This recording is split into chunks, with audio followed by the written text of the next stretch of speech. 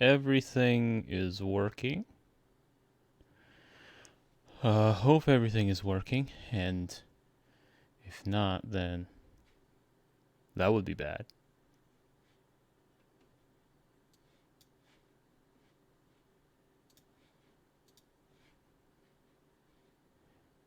Is everybody here?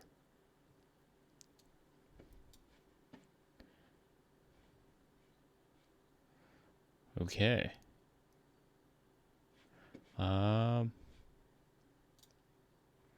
Gotta be a way I can turn the Twitch chat dock. Those are big ones. Oh, hell yeah. It's good to know it works.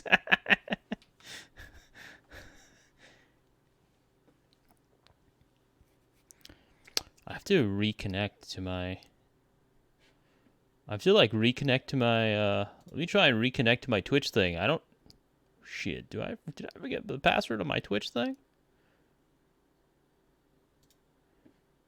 Okay, I might have forgotten my password.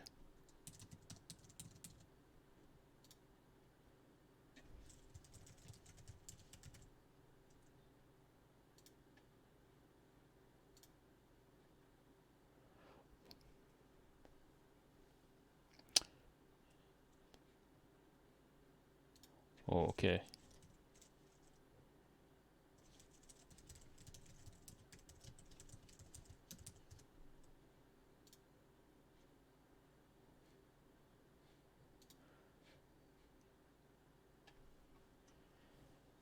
You know, it's I'm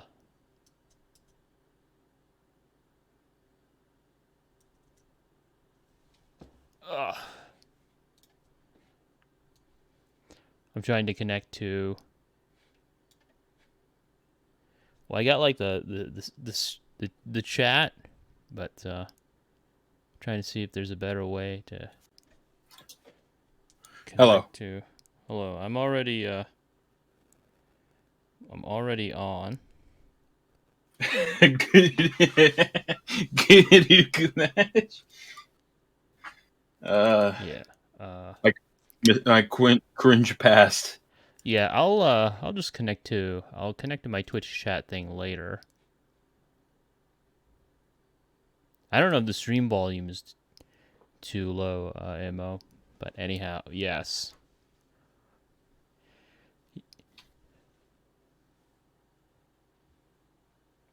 Okay. Well, I have watermelon soju. Okay. Yeah, so I'm gonna have to rely on this kind of like... I haven't seen the Twitch chat, so I'm gonna have to rely on this very jank approach. I have to rely on this very jank approach. Can I pull out? I think if I... No, I gotta do something for that. Okay. Anyhow. Yeah.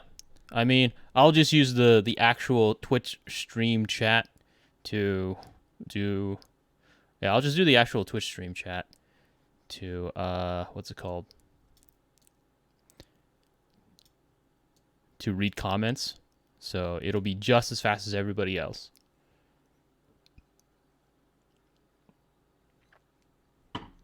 Was there? Did you get some like? Are you trying to set up some like Streamlab shit or something? I did. Okay. Yeah. Let me. Well, actually, let me screen the. Share the second display with you. Mm-hmm. The PowerPoint slide. Hell yeah, bro. But Naco is delicious, my man. Yeah. So I've shared the PowerPoint slide. Hopefully, y'all can see that. Looks good. Looks good on both my ends. Okay. Cool. Yes. I just got jump scared. Okay. This is a celebration. This is a celebration because got the Twitch affiliate thing. I got that all set up. Woo! Yes. Filled out a whole bunch of tax forms. Really? Yeah, you gotta fill out tax forms and shit. Yeah. Oh. There's like, are you a foreigner? I'm just like, yes, I am. I'm a Syrian refugee. But Oh hell yeah, bro! I got the founder. Thing. oh, okay, nice. Um, let's see what this sub alert looks like. Okay.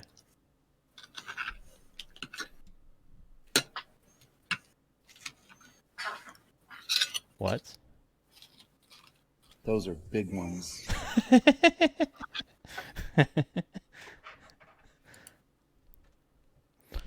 Those are big ones. Yeah, all the audio I could get is just Yandere Dev. Yeah. It's just audio from stuff that Yandere Dev said. Hope Underrated Dev doesn't mind you using his audio. Look, okay, this is for transformative reasons. Yeah. Also, I think Yandere Dev has. I don't know. I think his reputation is so bad that he can't really complain.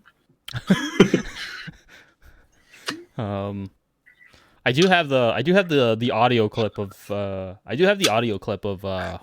why does Mika look like that? You mean like a perfect sex goddess?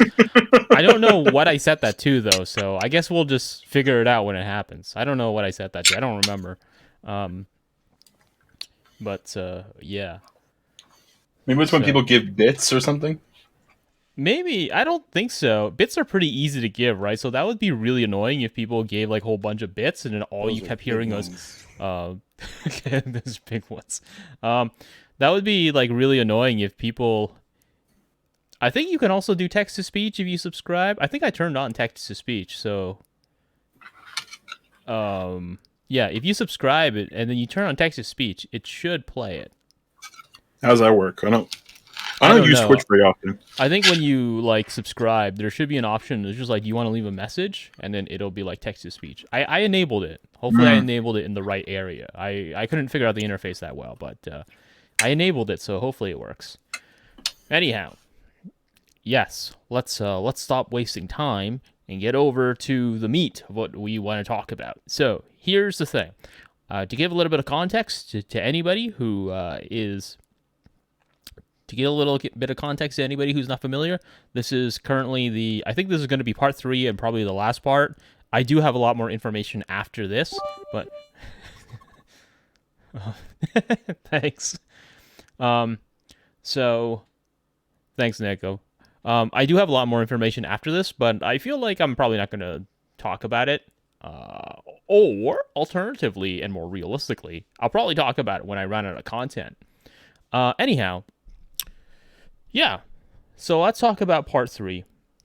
This is going to be the last hour and a half to 2 hours, I think, of this whole sort of like Pokemon TCG Powercreep saga.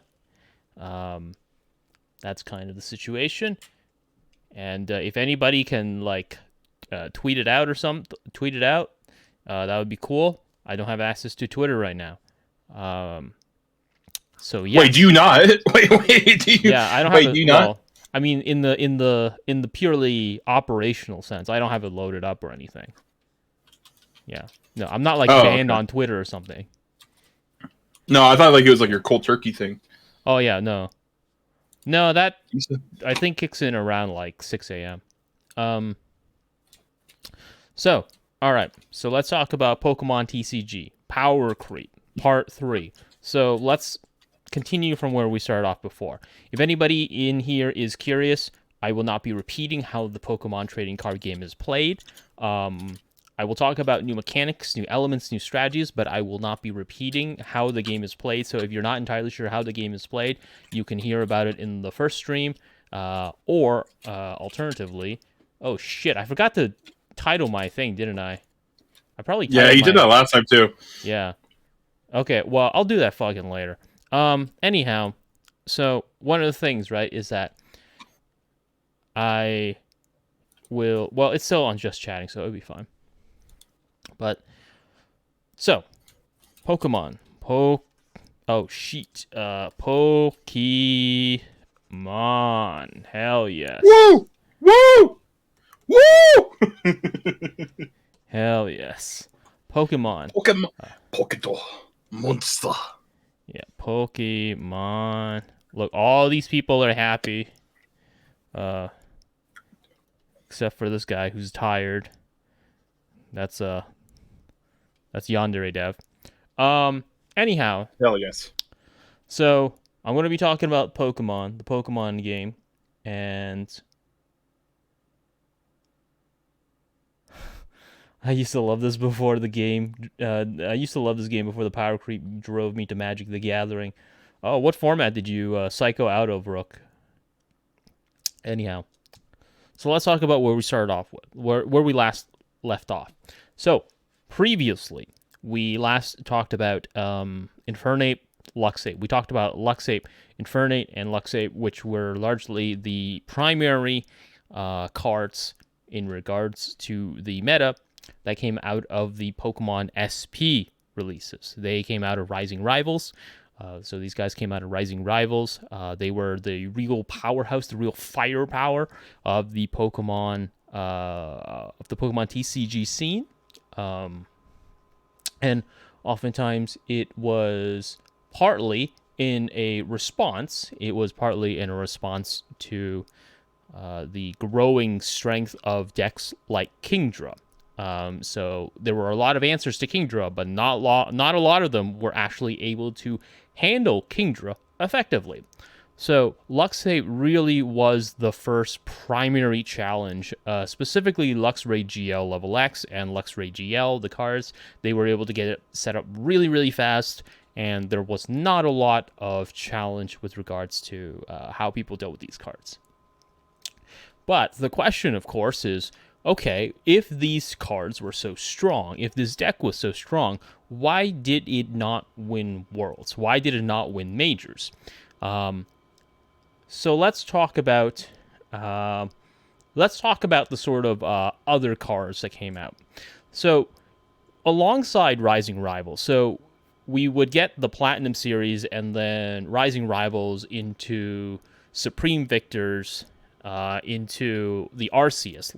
So those 4 primary sets would be released back to back. And we would get a lot of what were called Mother decks. And Mother decks I talked about in the previous one quite a bit, which were decks that ran along the idea of Nidoqueen Gengar or Nidoqueen Flygon. So like Flygon plus Nidoqueen or Gengar plus Nidoqueen.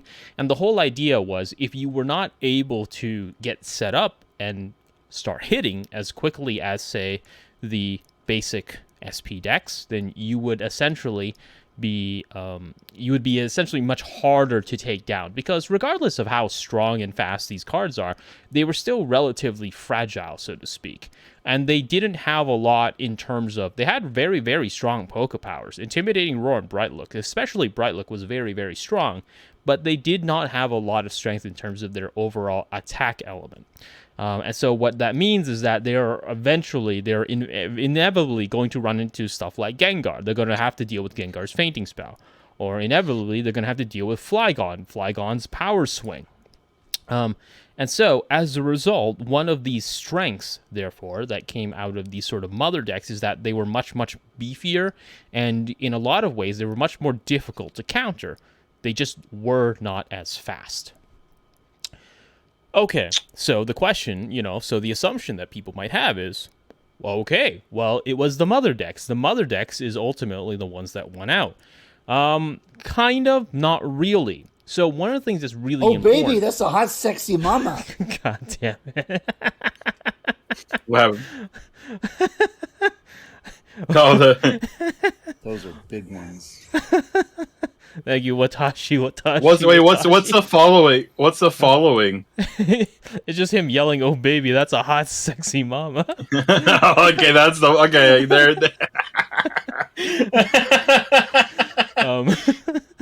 That's awesome. Yeah, hell yeah.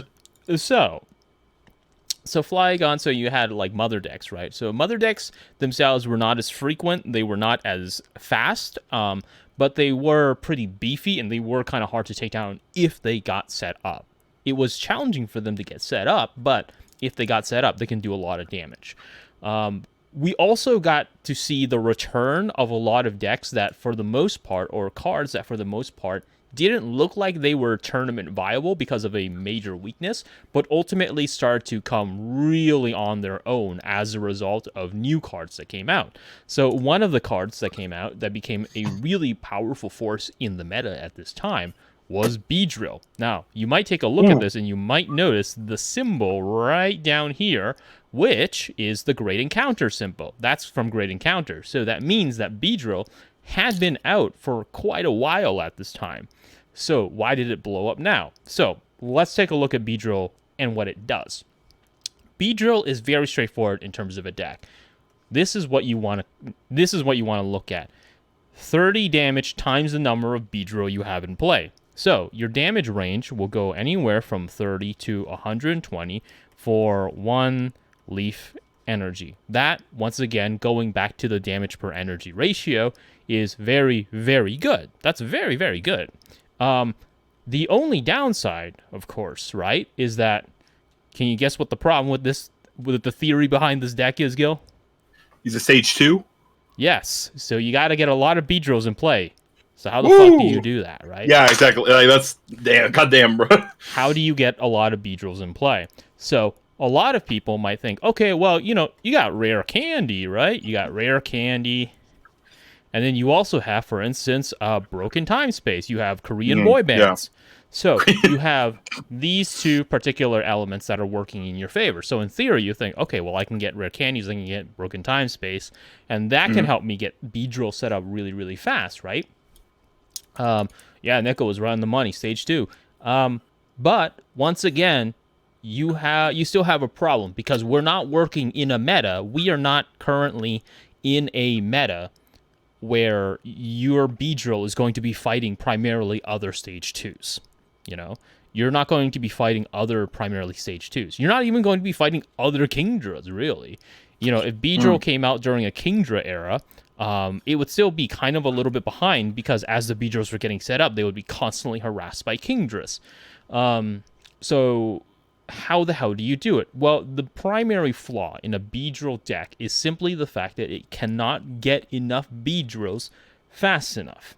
You can only have so many supporters, so many trainers, so many ways to get the cards you need in a very fast time, especially considering it had a plus 30 weakness to fire, which again is Infernate level X. So, you're on very borrowed time. Well, thanks to Rising Rivals, do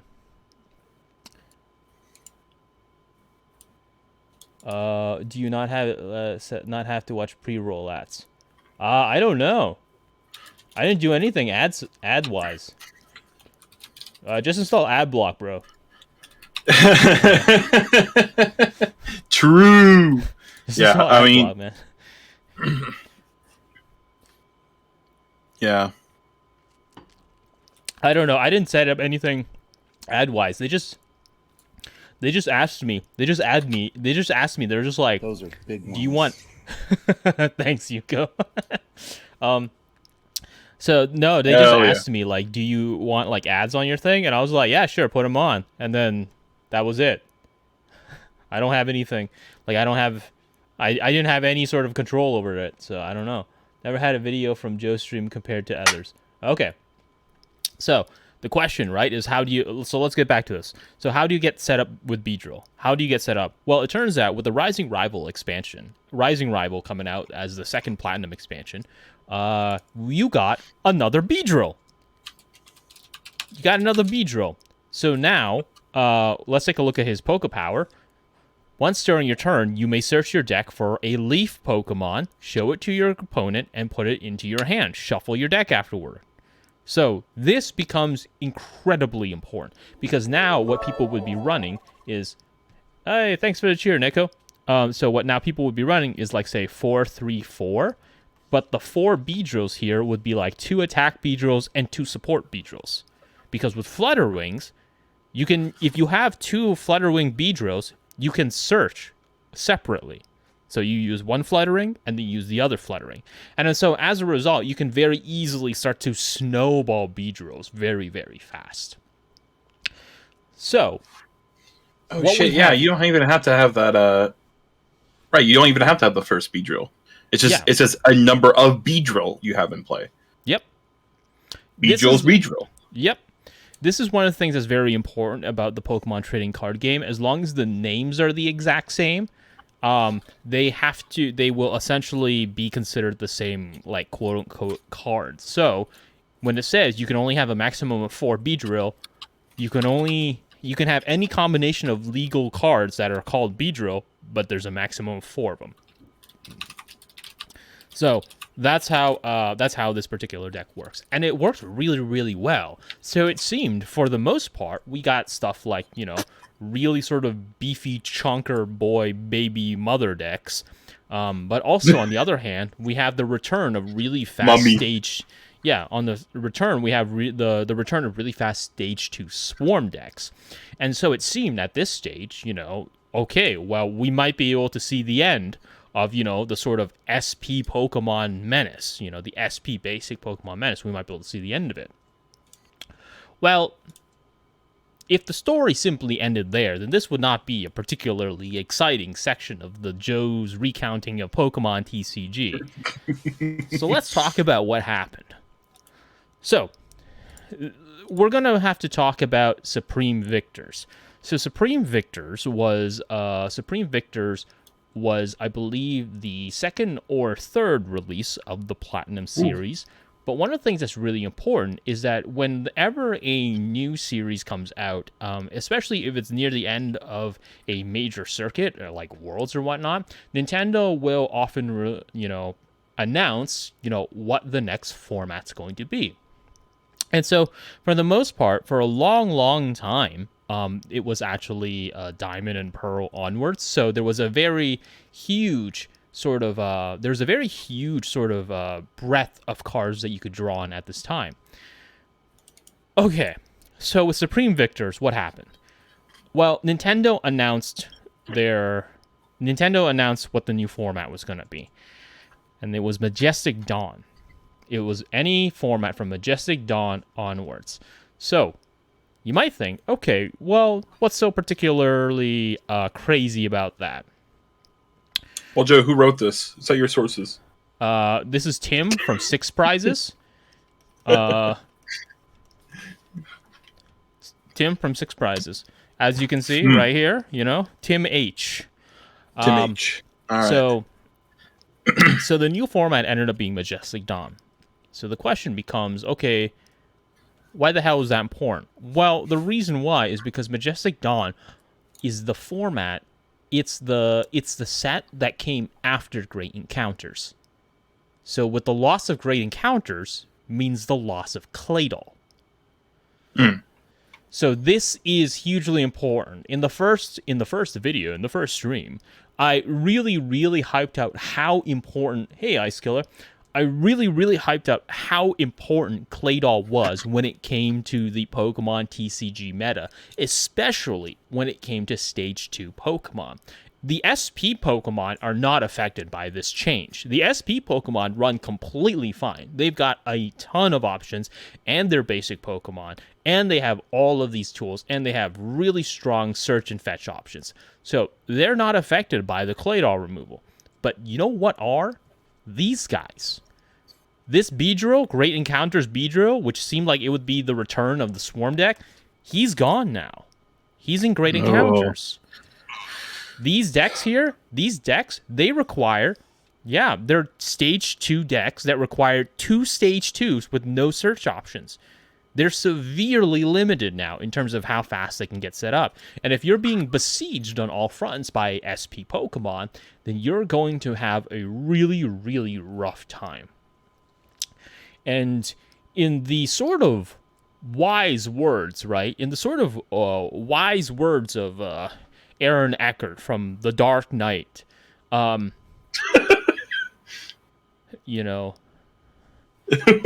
night is darkest just before the dawn.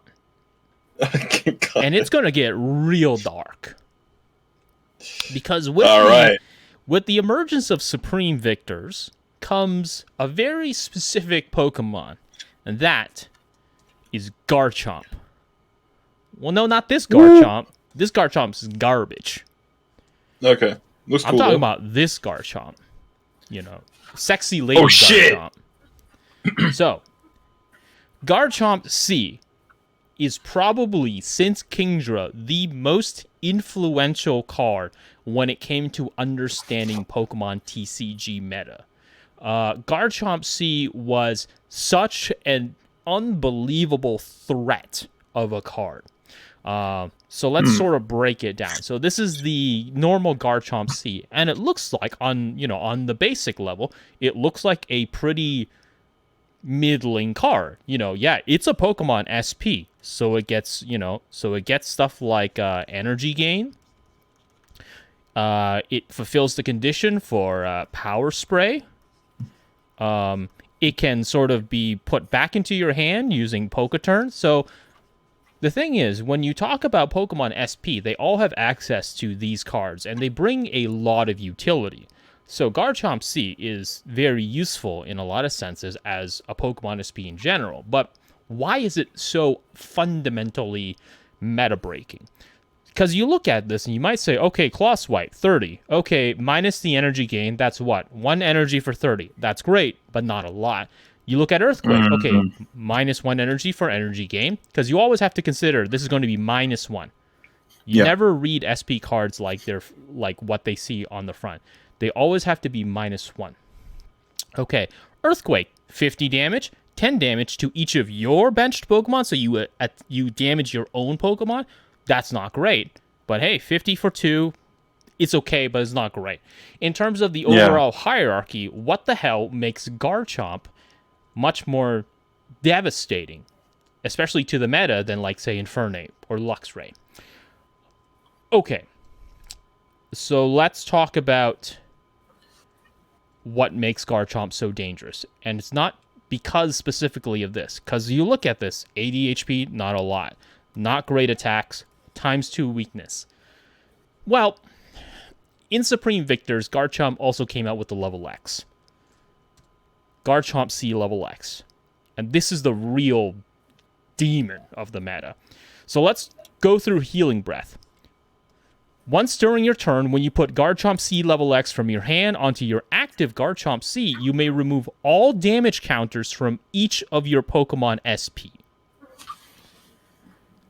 So, he heals every Pokemon SP on your entire field.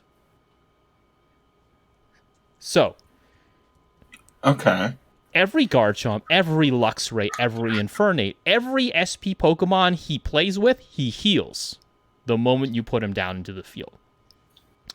Then second, Dragon Rush. Discard 2 energy attached to Garchomp C. Choose one of your opponent's Pokemon. This attack does 80 damage to that Pokemon. So it's a snipe attack. So you choose whichever Pokemon, anywhere, bench or active, to do 80 damage to. And 80 damage is a lot. So 80 damage for, effectively, once again, 2 energy. It's pretty rough. Now, of course, you have to attach one, and then attach the other, and then you attach the energy gain. So that's 2 turns at least. He loses his retreat cost. So his retreat cost here, it's gone. Okay? So, Garchomp C level X is very, very dangerous, because when we're talking about the SP Pokemon, one of their downsides is that they have very, very low health, so they're very fragile. But with Garchomp C level X, he's essentially able to heal all of your SP Pokemon, so that kind of negates a lot of their fragility. This is why, for instance, when we talk about what happened at Worlds, Garchomp and Luxray all of a sudden became the new hotness. This is the deck that literally won Worlds. Garchomp Luxray. So it wasn't, it wasn't Infernape Luxray. It was Garchomp Luxray. And the reason why is because Fire Spin, doing 100 damage on a Luxray, on a Garchomp, 100 damage, that's a lot of damage. But doesn't matter, because the Garchomps have 110 HP. The Luxrays have 110 HP. Infernape just does not hit hard enough to be able to handle a field of Garchomps and Luxrays. And this is very, very important, considering, in addition to stuff like Bright Look, and in addition to healing, in addition to Dragon Rush, Luxray Garchomp is able to effectively, entirely ignore the active field. it doesn't matter what the opponent's active Pokemon is to this deck. They can hit whoever they want, whenever they want. And so, all of a sudden, you have a very specific kind of meta. Shit, yeah. Yeah, so all of a sudden, you have a... So this deck, unlike Infernape, which hits harder, Garchomp gives a lot more space, a lot more spatial flexibility. You're able to control the space much, much better. Truly the most annoying Pokemon. It stops dealing damage. It stops dealing damage to your benched Pokemon. Single player game deck. It really is in a lot of ways. So the thing that's really, really important about Garchomp is that remember, when you use Healing Breath on Garchomp C level X and then you use Poketurn and bring him back up, you put him back down, he can use it again. Right, yeah, and he has 0 retreat cost. Yeah. So you can just keep recycling a lot of that. So as long as your Garchomp C non-racist version Yes. stays alive, then you can just put back level X. Yep. But yeah, but Jesus Christ. And like, yeah, so Bright Luck, you can just slot your... It's like a fucked up like control deck. Yes, that's exactly what it is. This is one of the things that's really important about this deck and the reason why it won Worlds.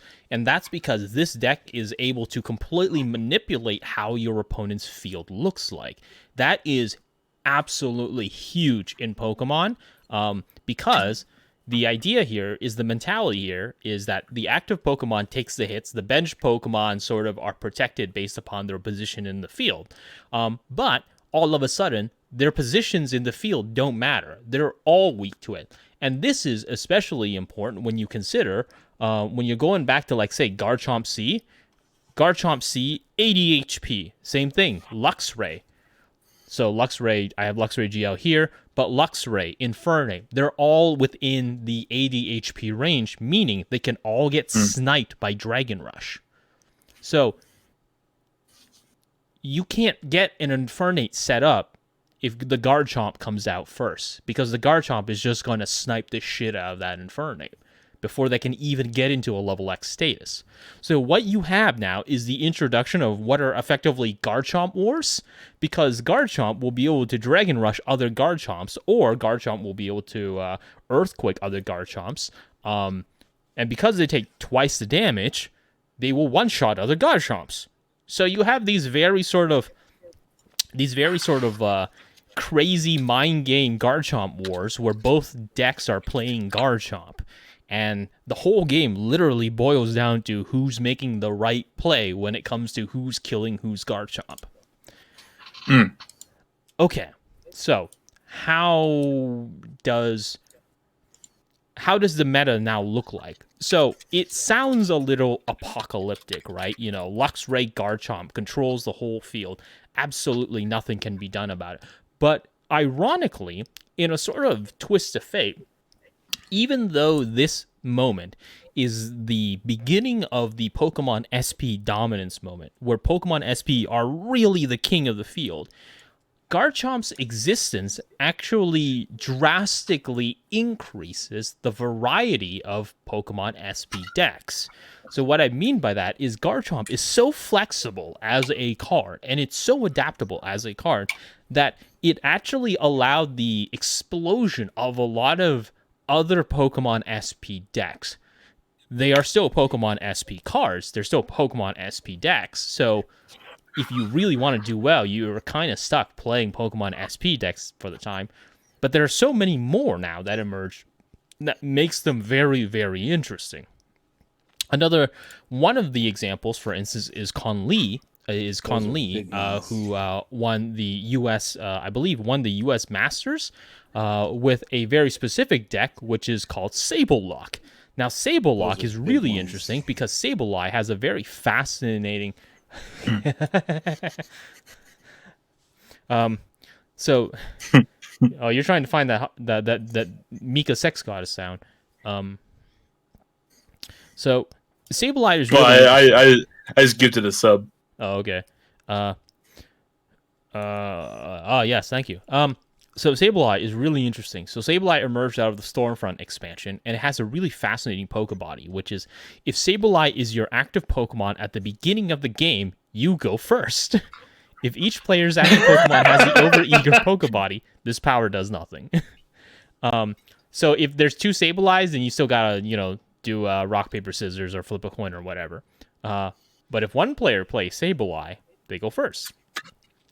So Sableye is a very interesting card because Sableye has a lot of very specific requirements to do the overconfident attack, where he can technically hit for 50 at the beginning of the turn.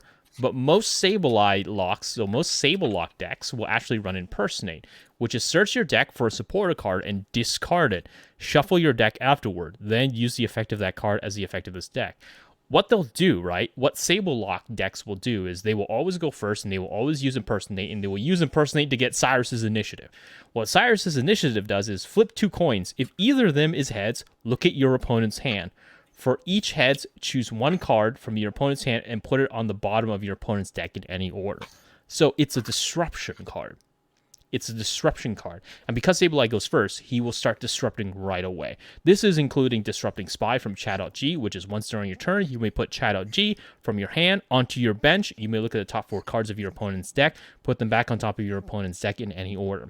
So this will also run Garchomp. This deck will also run Garchomp.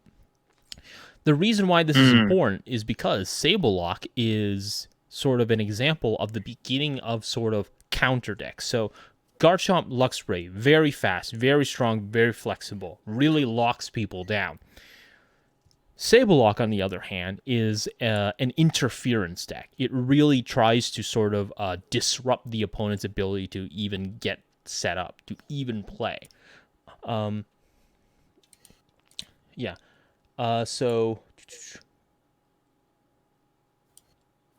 So anyhow, this isn't the only disruption deck. This isn't the only lockdown deck. So the next deck is my favorite deck. And that is Dialga Chomp. Huh? Oh no. Oh, I knew Dialga. Yeah, so Dialga Chomp. So Dialga G level X actually came out in the original Platinum expansion.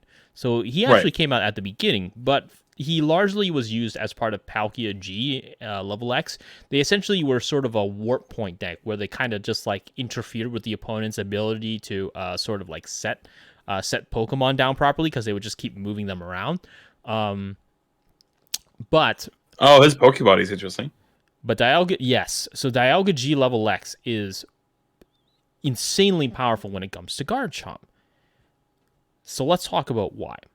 Okay, so when we are talking about Dialga G level X and when we're talking about Garchomp, we have to take a look once again at what Dialga G is supposed to be. Dialga G level X is supposed to be a tank. It's supposed to be a tank Pokemon.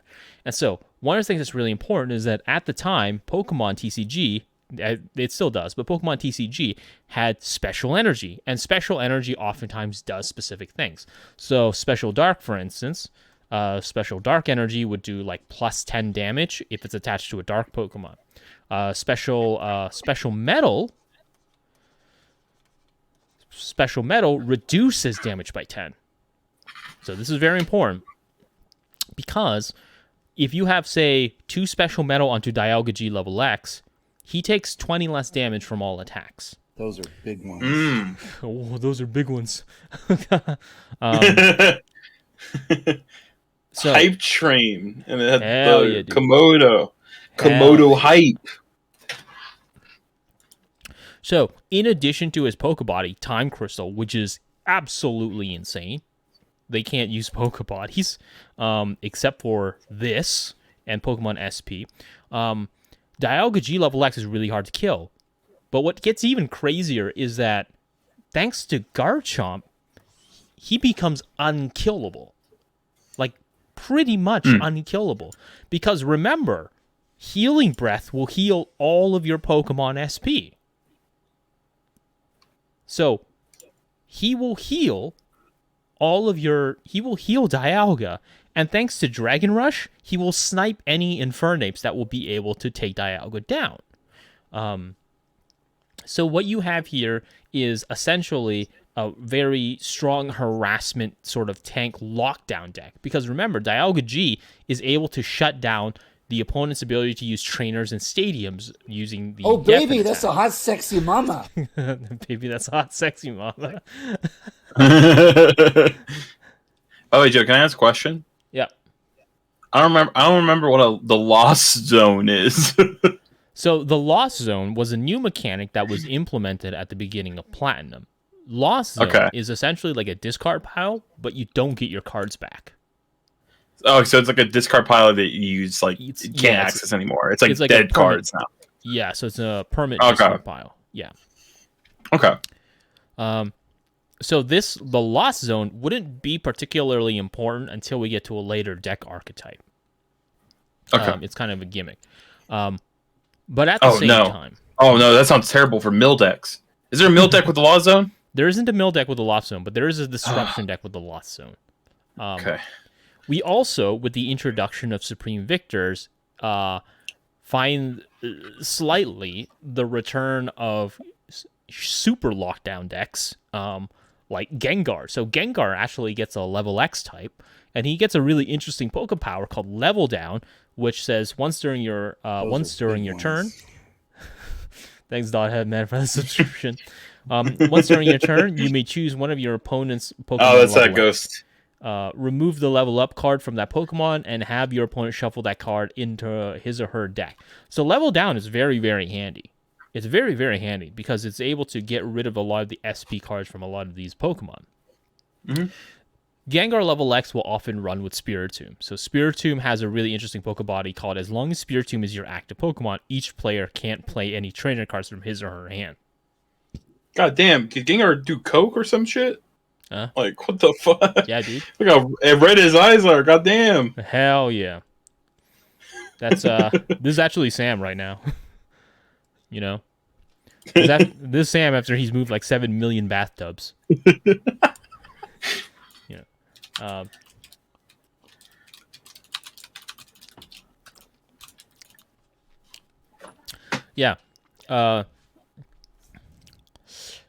Spiritomb is also very, very handy for Stage 2 decks because Spiritomb has an insanely useful attack called Darkness Grace, which is search your deck for a card that evolves from one of your Pokemon and put it onto that Pokemon. So what we have here, right, are a lot of support Pokemon that are emerging to sort of help out when it comes to Stage 2 Pokemon, because at this stage, they really need the help. So when you're talking about, like, pretty much Garchomp decks are running wild in the field right now, and Stage 2 Pokemon really don't have a lot of assistance at this moment. So they're in a pretty bad position. So in a way, it's sort of like Nintendo's like hackneyed way to address some of the Stage 2's inability to get set up. Because the thing is, most people like playing Stage 2 more than they like playing Pokemon SP. There's something a lot more fun about Stage 2, you know, this idea of building Pokemon up. And then, you know... Yeah, and then you have like these big monster boys, like, whoa, you know? Antifa thugs. Yeah, hell yes, dude.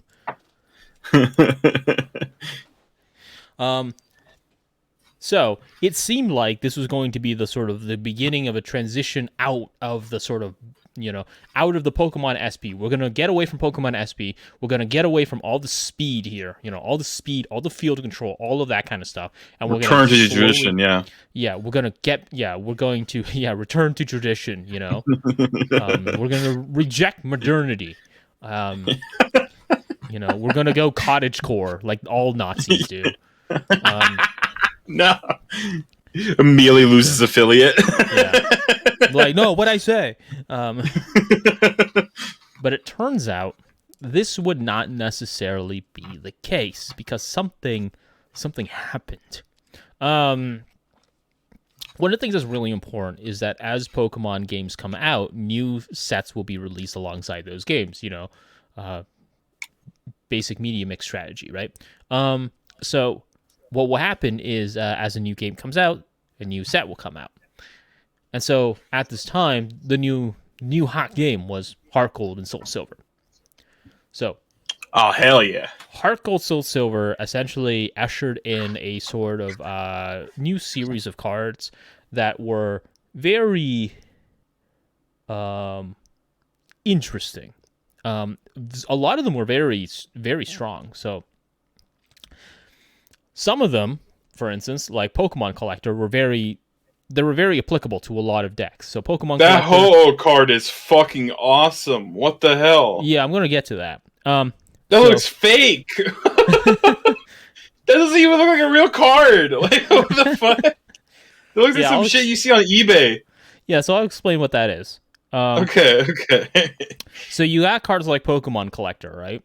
So Pokemon Collector, very good card. Search your deck for up to 3 basic Pokemon, show them to your opponent, put them in your hand. So it's not like Roseanne's Research where it says search for 2 cards, basic or energy, basic Pokemon or basic energy in any combination. It's not as flexible as Roseanne's Research, but 3 basic Pokemon is a very good fetch card. Yeah, that's killer. So you're going to start seeing Pokemon Collector as a staple a lot, especially with Pokemon Collector, you can get like Garchomp and Dialga, or Garchomp and Luxray, you can get them really fast.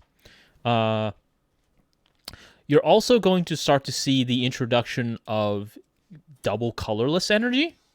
And double colorless energy has been in the game for a very long time. But double colorless energy at this stage of the game is very, very dangerous because double colorless energy provides 2 colorless energy. So it's 1 attachment card that provides 2 colorless energy. Well, who needs 2 colorless energy? This asshole.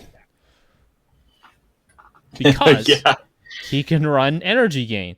So with energy gain taking that away, you attach a double colorless energy, bam, Dragon Rush in 1 turn. And so you can just keep sniping over and over and over again.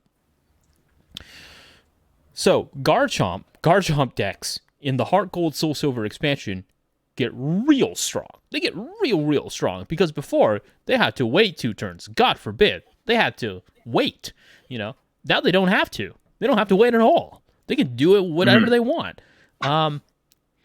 We also got the introduction of a particular type of card, which is called legend cards. So, these cards. So legend cards are a little bit interesting. Sick.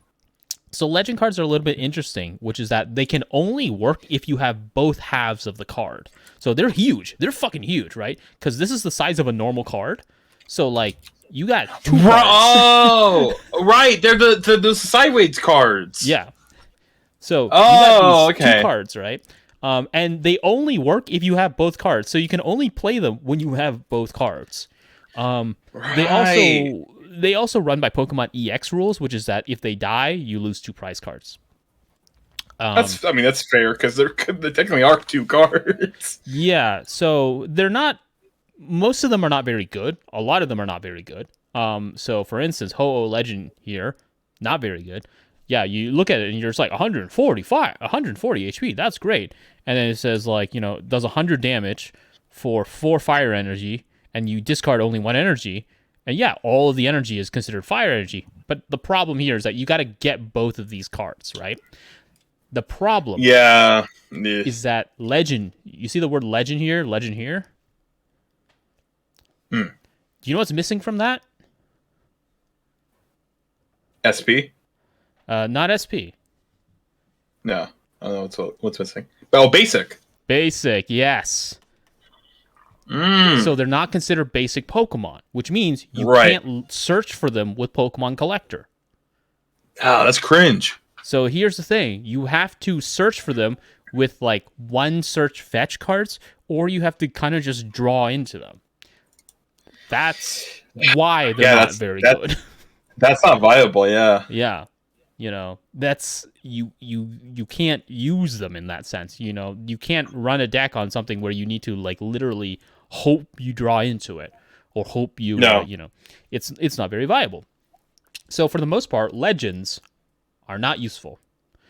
But I mentioned legends for a reason because some guy's going to figure out a reason to use them. Of course, hell yeah. So let's talk about, however, the introduction of another type. So we got the Legends introduction, so Legend cards are introduced, but we also got the introduction of another type of card, which are called Pokemon Primes.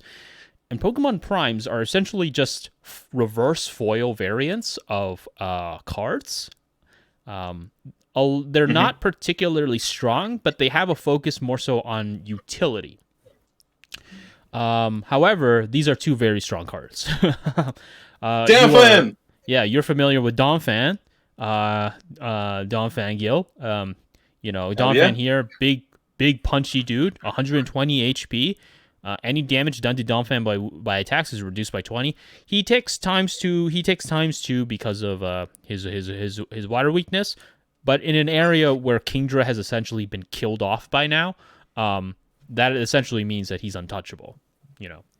So wait, I don't like this out of sight, but like out of curiosity, like when do you remember when like Kingdra fell off?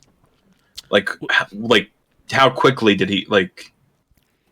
When Majestic Dawn became like when it went Majestic Dawn onwards. And that's the format. Yeah, the loss of Claydol killed Kingdra. Oh, okay. So there's really no way for the Kingdra engine to work. Yeah, because it gets like set up once or twice, but then like after you've killed like after you killed one or two Kingdras, they can't get set up again. They can't catch up with like Luxrays. Luxrays are too fast. Right. Okay. Luxray's Garchomps, they're way too fast. They can't keep up. Right. Okay. Garchomp looks like he's about to take me to like a Taco Bell for a date. Yeah, Garchomp. Yeah. Yeah. This is. Sorry, not Garchomp. Why did I say Garchomp? I mean Typhlosion. Oh, okay. Yeah, no, I was gonna say Garchomp. Garchomp is what I look like when she when she texts me, and she's just like, my parents are away for the weekend. This is me. This is exactly what I look like, 100%. I don't believe you, Joe. I've got the. Let me see here. No, see, look. I've got the. I'm also wearing like those shoes with like the wheels on them. Oh, the wheelies, yeah, wheelies, hell yeah, bro. Yeah, wheelies. And that's her in the corner. She's texting. Yeah, that's her. Yeah, I'm going to meet Cynthia. Yeah. Do you think Cynthia's Garchomp simps for Cynthia? Oh, absolutely. Well, I mean, everyone does. So. Oh, of course, yeah. That Spiritomb simps for Cynthia. Okay. The Spiritomb. That Spiritomb is down bad, bro. Yeah. Look, it's literally breaking. Like this shit, Yeah, that Spiritomb's that guy from Aw Taxi who's just like, bro, I got 20 likes on my tweet, dog. That's hella hype. He's down terrible, brother. Yeah, he's down terrible indeed. Yeah, Ice Killer 100% a whole team snipe for Cynthia. Yeah, so let's talk about Typhlosion. So Typhlosion Prime is kind of a little bit of a cheater card because Typhlosion Prime was literally just a re-release of Typhlosion from the sort of like EX Holo series. He's not bringing anything amazing. But what he does bring is very important to the meta because one of the things that Typhlosion brings is Afterburner. Once during your turn, you may search your discard pile for a Fire Energy card and attach it to one of your Pokemon. If you do, put 1 damage counter on that Pokemon. This power can't be used if Typhlosion is affected by a special condition. This is very, very important. This is an incredibly important Poke Power. This is probably the most important Poke Power right now, other than Garchomp. Other than Garchomp's Healing Breath, this is the next most important Poke Power. Typhlosion is going to be very, very important later on. We also got the introduction of a lot of very strong utility cards. So, Shaman, amazing card. Celebration Win. Once during Dude, I got a Shaman at Toys R Us for Diamond. Yeah. So once during your turn, when you put Shaman from your hand onto your bench, you may move as many energy cards attached to your Pokemon as you like to any of your other Pokemon. So Shaman essentially allows you to say move all your energy around any way you like once per time you put him down. This is very important because he's a basic Pokemon, so he can be searched with Pokemon Collector. So when you need to, you can just use Pokemon Collector, get a Shaman, use Celebration Wind, move all your energy around into a way that you think works. This is going to come up later on because it's very, very important. We also got to see the beginning of what are called Vilegar decks, and they are essentially Vileplume and Gengar. So you have Gengar, And you also have Vileplume, but Vileplume has a body called each player can't play any trainer cards from his or her hand. So it just shuts down trainer cards. One of the things that's really important is that Gengar works exceedingly well if the Pokemon is unable to like mount up specific strategies to deal with it, because even if they take out Gengar, they're going to have to deal with Fainting Spell if they're not prepared. So that's why it's important for Gengar decks to start slowing down and then like lock everything down. And this is really important, like with Spiritomb, because Spiritomb can shut down trainer cards right from the get-go, use Darkness Grace to get Vileplume, and then Vileplume shuts down trainers in general the moment they come out. So now it's a situation of just like, okay, well, Gengar's going to come out soon. Now you got to deal with Gengar. So we're starting to see a meta that's starting to slow down quite a bit. And you know, this is literally me explaining how this deck works. We're starting to see this meta slow down, or at least attempts by people to sort of slow this down. But the thing is, it's still a situation where it's not necessarily like breaking the sort of the Garchomp hegemony. It's still, Garchomp still has the absolute stranglehold on the meta in a lot of places. We also start to see with a card called Gengar Prime the introduction of a viable Gengar deck called Lost Scar. So Lost Scar, for instance, this is the only deck that I know. Yo, So- that dude on it, bro. Dude, it's every Gengar card is hype. Every Gengar card is hype. Yeah, When you I look at that- love Gengar cards. Like Gengar, and then Gengar, and then Gengar. Dude, they're always hype. He's a jolly dude. Whoever the artists are at Pokemon, they love Gengar. Well, conveniently, you can tell by the bottom right of the card. Yeah, well, let's see here. Takashi Yamaguchi, Hajime Kusujima, Mashite? and who's that one? Three different Gengar artists. So, this one is Lost Scar. Lost Scar is one of the Gengar, one of the only decks that effectively uses the Lost World mechanic. So the Lost World mechanic, or the Lost Zone mechanic, essentially it's functionally a graveyard where you can't bring stuff back. So if it gets sent there, it's done. It also has a very interesting element with the stadium here. Once during each player's turn, if that player's opponent has 6 or more Pokemon in the Lost Zone, the player may choose to win the game.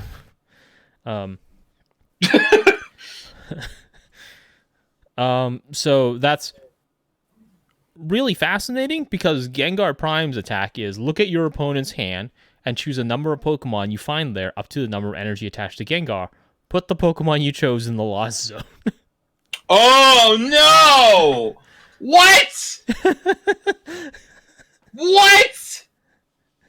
And that motherfucker only needs 1 energy to do that? Yeah, so Gengar is interesting. What? What? Yeah, so Gengar is a really interesting card. Gengar Prime is a really interesting card because of just like effectively just how weird the deck is. But yeah. So of course, one of the things, right, is that like one of the weaknesses of this deck is that you can't you want to avoid having, the reason why this deck didn't do particularly well is that you want to avoid having your opponent, you want to avoid giving your opponent like the option to get out, right? And so in this situation, the answer to this strategy would be to put down all of your Pokemon, because it says look at your opponent's hand and choose a number of Pokemon you find up there up to the number of energy attached to Gengar. If you see a Gengar, if you see like a Ghastly come out, if you see your opponent drop a Ghastly down, you are going to be incentivized to drop all of your Pokemon down onto the field, Right. And so even though this is a great strategy, it's not a particularly good one still, because it still doesn't account for like SP cards, because SP decks run pretty lean Pokemon counts. So it's not like you're going to see them put down all their Pokemon and still have a whole bunch in their hands. They run pretty lean lines. So right, yeah. Lost Scar sounds Lost Scar sounds great in theory, but it really was a deck that functioned well as a sort of the byproduct of a particular kind of time where like more Pokemon were considered to be the norm in deck building. It just wasn't the right time for them. Still, that I love that fuck around and find out energy of just like Gengar is just like, well, you know what? I have a gun. Yeah, and the thing is, I mentioned the limitations of this deck. This deck still won like circuits. It was still good. It was still a good deck. Well, if you catch them, then boom, you win. Yeah. Right. And it's also really important to understand that Gengar Prime will also run with, normal Gengars. This is really important because his Pokebody Catastrophe is, as long as Gengar is your active Pokemon, if any of your opponent's Pokemon would be knocked out, put that Pokemon in the Lost Zone instead of discarding. This is really useful, and this actually kind of screwballed a lot of Gyarados decks, because Gyaradoses would lose Magikarps. So Gyaradoses would lose Magikarps because Magikarps had 30 HP, and they just lost them permanently. They would go to the Lost Zone. And the thing is, Gyaradoses... Tail Revenge only counts the number of Magikarps in their discard pile, not their Lost Zones. So if they lose that Magikarp, it's permanently gone, and they permanently take a damage hit the entire match. Right. So this deck actually screwballed a few Gyarados decks. Okay. So we also got the introduction of a lot of very interesting utility decks. So utility decks are something like Magnezone, Yanmega. So this card here is Judge, and what Judge does is Judge essentially, when a player plays Judge, both players shuffle their hand into their deck. I'm sorry. Does that Japanese say Judge Man? So Judgimon. Yeah. So essentially, right?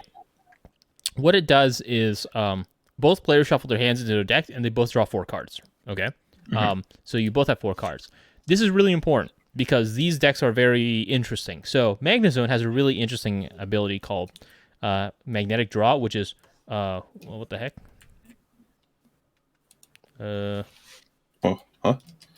Sorry. Okay, there we go.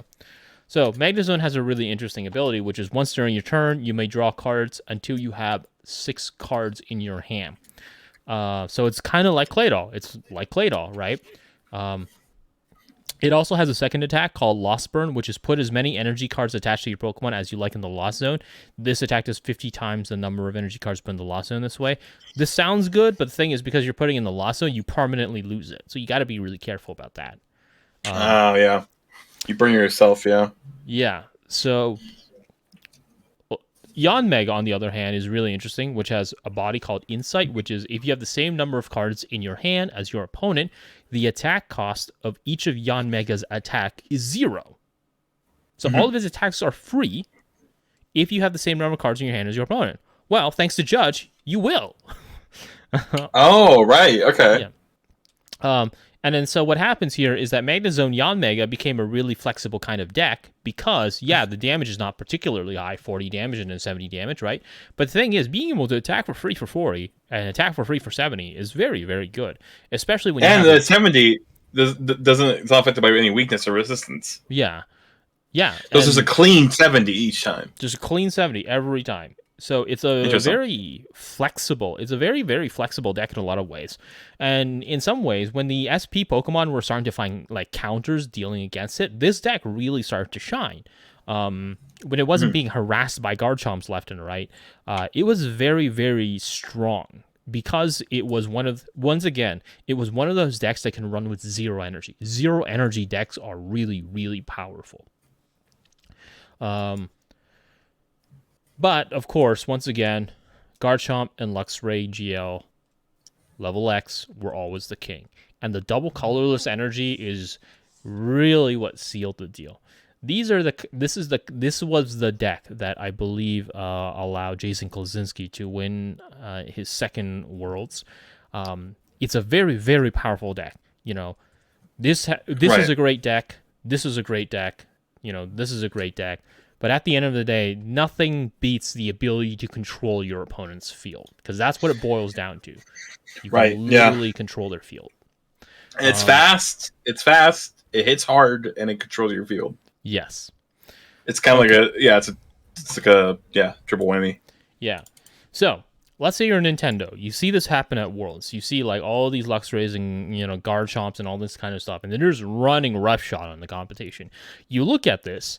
You look and see who wins. You see, you know, hey, you know, the Masters World Champion wins using this deck. This deck that's very, very efficient, very flexible, very strong. Well, what do? Okay. Let's talk about Pokemon Black and White.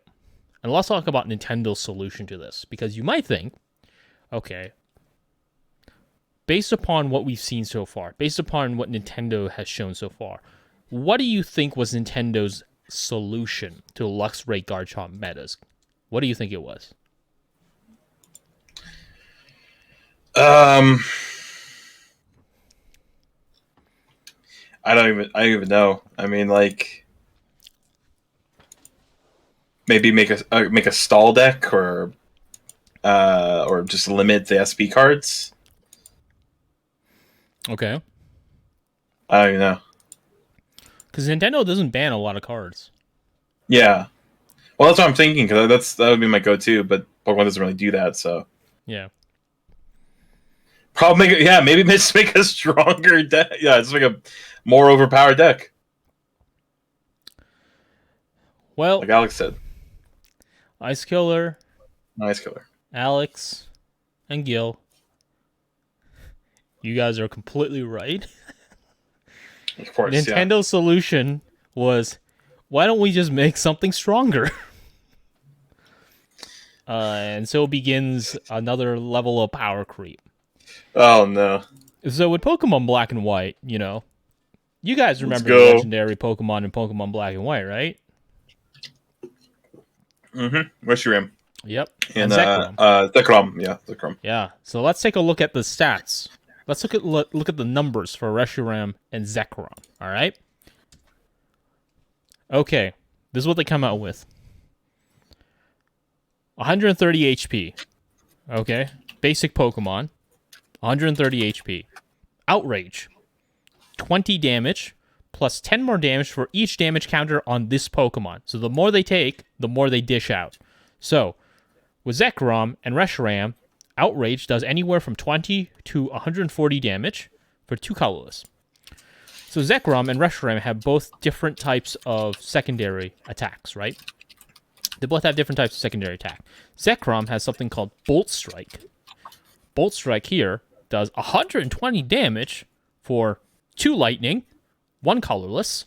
This Pokemon does 40 damage to itself. So after you Bolt Strike once, your Outrage is going to do 60 damage. If you Bolt Strike twice, your Outrage is going to do 100 damage. Okay, so that's the general pathway of a Zekrom. That's the general pathway of a Zekrom deck. Okay, so that's Zekrom. Let's look at Reshiram. 130 HP for basic? Yeah. God, fucking damn. So let's take a look at Reshiram. So Reshiram has the exact same thing. He has the exact same thing. 20 to 140 for Outrage, because Outrage is 20 plus 10 more. So, you know, at, say, 100, 120, let's say he takes 120 damage, he's got 10 health left, he does Outrage, he'll do 140, okay? He also, so Reshiram's attack is different. Reshiram's attack is different from Zekrom's, the Blue Flare. So Bolt Strike does 40 damage to himself, but it does 120 damage, okay? Reshiram does 120, like normal, but he discards 2 fire energy attached to this Pokemon. So, let's say you're a deck builder, right, Gil? Mm-hmm. Let's say you're a deck builder and you see this happen. You see these 2 cards come out, and then based upon what I've shown you, based upon the cards I've shown you, based upon what I've talked about, is there a deck that you can see pop out at you? A deck pop out at you? Yeah.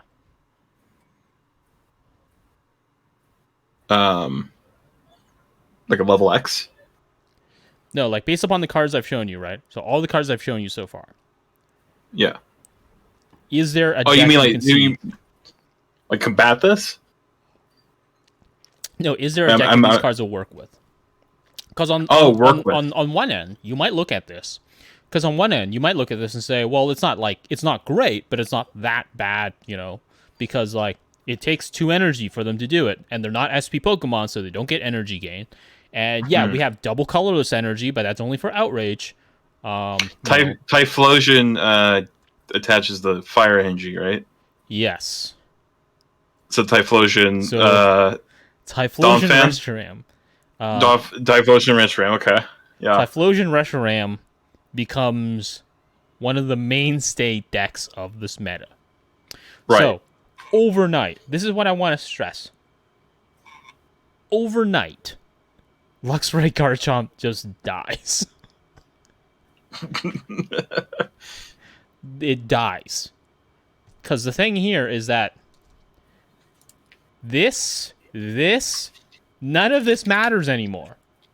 None of this matters anymore because they all have 110 HP. You can't heal after taking 120 damage. Right. And with Reshiram, with Typhlosion, let's say you have 2 to 3 Typhlosions, right?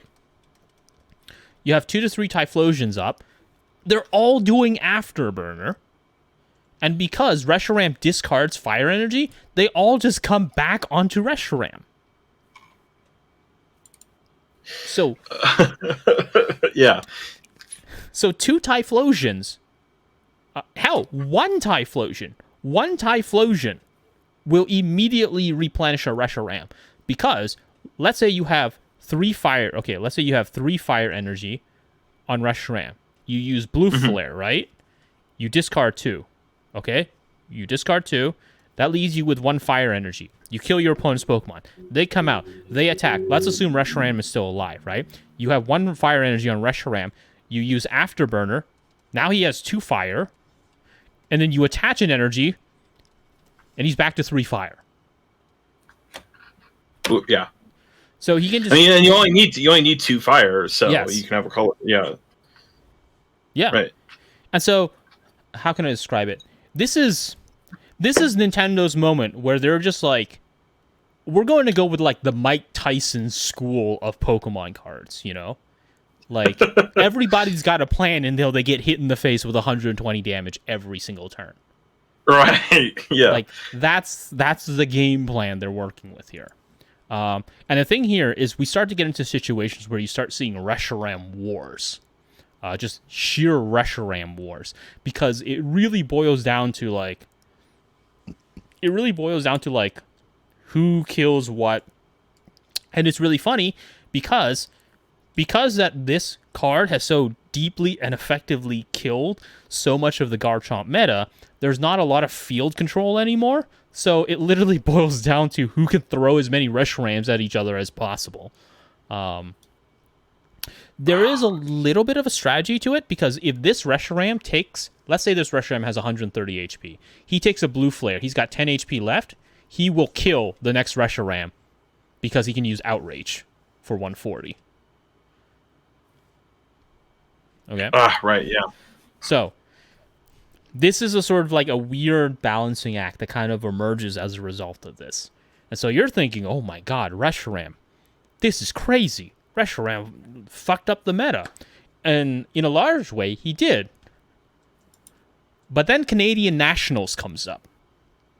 And what wins Canadian Nationals wasn't Reshiram Typhlosion. It was Zekrom. So let's talk about Zekrom. So Zekrom, on a page, 130 HP, Bolt Strike, 120, Outrage, 100, he does 20 plus, 20 plus 10, so up to 140. So Bolt Strike does 40 damage to himself, so he doesn't discard the lightning energy, he just does damage to himself. So you think about this, and you're just like, okay, well, that's okay. But how are you going to work with Zekrom? He doesn't have Typhlosion recycling energy. He doesn't have Typhlosion helping him out. What does he have? Yeah. So, in the Call of Legends pack, out came a card called Pachirisu. And It has an attack called It has a Poke Power called Self Generation. Once during your turn, when you put Pachirisu from your hand onto your bench, you may attach up to 2 Lightning Energy cards from your hand to Pachirisu. So you think about that, you're just like, oh, you put Lightning Energy onto Pachirisu, up to 2 of them, okay, and then you can attach for your normal turn. So that's 3 energy down. But how do you move it from here to here? Well, remember Shaman? Shaman, once during your turn, when you put Shaman from your hand onto your bench, you may move as many energy cards attached to your Pokemon as you like to any of your other Pokemon. Oh, wow. So you use Pachirisu to put 2 lightning energy down, and then you attach your normal lightning energy down, and you use Shaman to send all of that energy onto Zekrom. Yeah. Okay. So you're looking at this, and now you got 120. Yeah, now you got 120. You got 120. You've attached 3 lightning energy in 1 turn. And you're just like, okay, but Joe, here's the thing. You have to draw 3 energy, and you got to get these guys. How the fuck are you going to get these guys? You got 3 energy. Well, they're all basics, which means... Pokemon Collector, Pokemon baby. Collector. Yeah, okay. So, the Zekrom hand. Let me describe to you here. The Zekrom hand.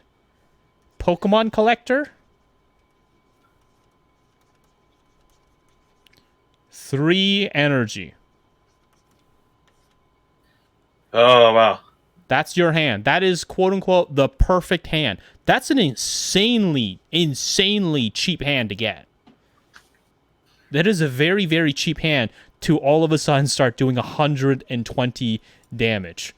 Turn 1. You know? Last time I said, man, all this damage is crazy. All this output is crazy. But right here, 120. Turn 1. Turn 1 Zekrom. Turn 1 Zekrom dogs. This deck is very lovingly... this deck is very lovingly called... ZPST, or yeah, and so that's where I got the name ZPST from. I thought your name was ZPFT. Yeah, ZFPT is like a variation of ZPST. Yeah. Okay. So, this was the deck that won Canadian Nationals. It was absolutely brutal. But for the most part, it's really funny because while this deck was very, very dangerous in sort of more like the higher level circuits, a lot of people were talking, a lot of people were talking about like how this particular deck was going to run roughshod. But in reality, what people came to Worlds with was Reshiram. And the reason is very simple. Zekrom just does not have enough staying power. Yeah, he gets 120 like out. Yeah, it's like he gets 120 out the gate, right? But 120 but he kills himself. Like yeah. So the thing here is that 120 is very risky. Because you can hit 120 on turn 1, and if the opponent has like a Pokemon with 120 HP or less, then yeah, they're gonna die, and then you're gonna be an absolute menace. Yeah. But what if they have a Reshiram? What if they start with Reshiram? That Reshiram is going to take 120, and then he's going to outrage you for 140. And then, that fancy turn 120 you did with Zekrom, okay, that was cool, but that Reshiram is going to keep hitting now. So, this is why Reshiram Typhlosion, because of its sheer staying power and sheer ability to recycle energy, was what necessarily became the big threat at Worlds. This was the one where most of the top players realized they needed staying power. They need consistency, stability. This is what they went with. Right, you gotta be make sure you're winning every game. Yeah. And the funniest thing here is that everybody looked at this and thought, okay, Worlds coming this year, it's going to be a Reshiram war. It's just going to be non-stop Reshirams just duking it out, fighting each other. Okay. let's talk about Roscothan. So Roscothan was a Pokemon TCG veteran, Masters Division, and he saw this meta. He saw Reshiram. That's a name. Yeah. I thought that was like a Pokemon card name, like a deck name. Yeah. So Roscothan, he sees this meta, right? He sees Reshiram and Zekrom. And the thing is, these two decks were really dominating the meta. So he sees the Titans. Yeah. So he sees this meta, and he's just like, okay, I have two options. I can go to Worlds, because he was a Worlds qualifier. I can go to Worlds, and I can play Reshiram Typhlosion. He's not going to play Zekrom, because he's a very, deliberate kind of player. But he can play Reshiram Typhlosion and just grind all the way up, and hope that, he just works it out. Or, he can maybe find some other deck. So let's talk about his solution to Worlds. I'm going to show you his deck list, Gil, and then tell me what your thoughts are on it. Okay.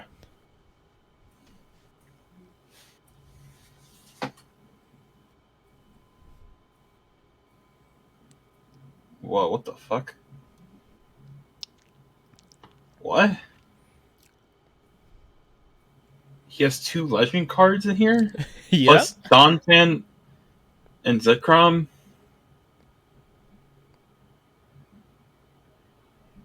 Bro, what? What is this deck? I don't know how these cards do, so I don't know how this works, but I'm just very confused. Okay. So, do you know how far he got in Worlds with this? I hope top 8.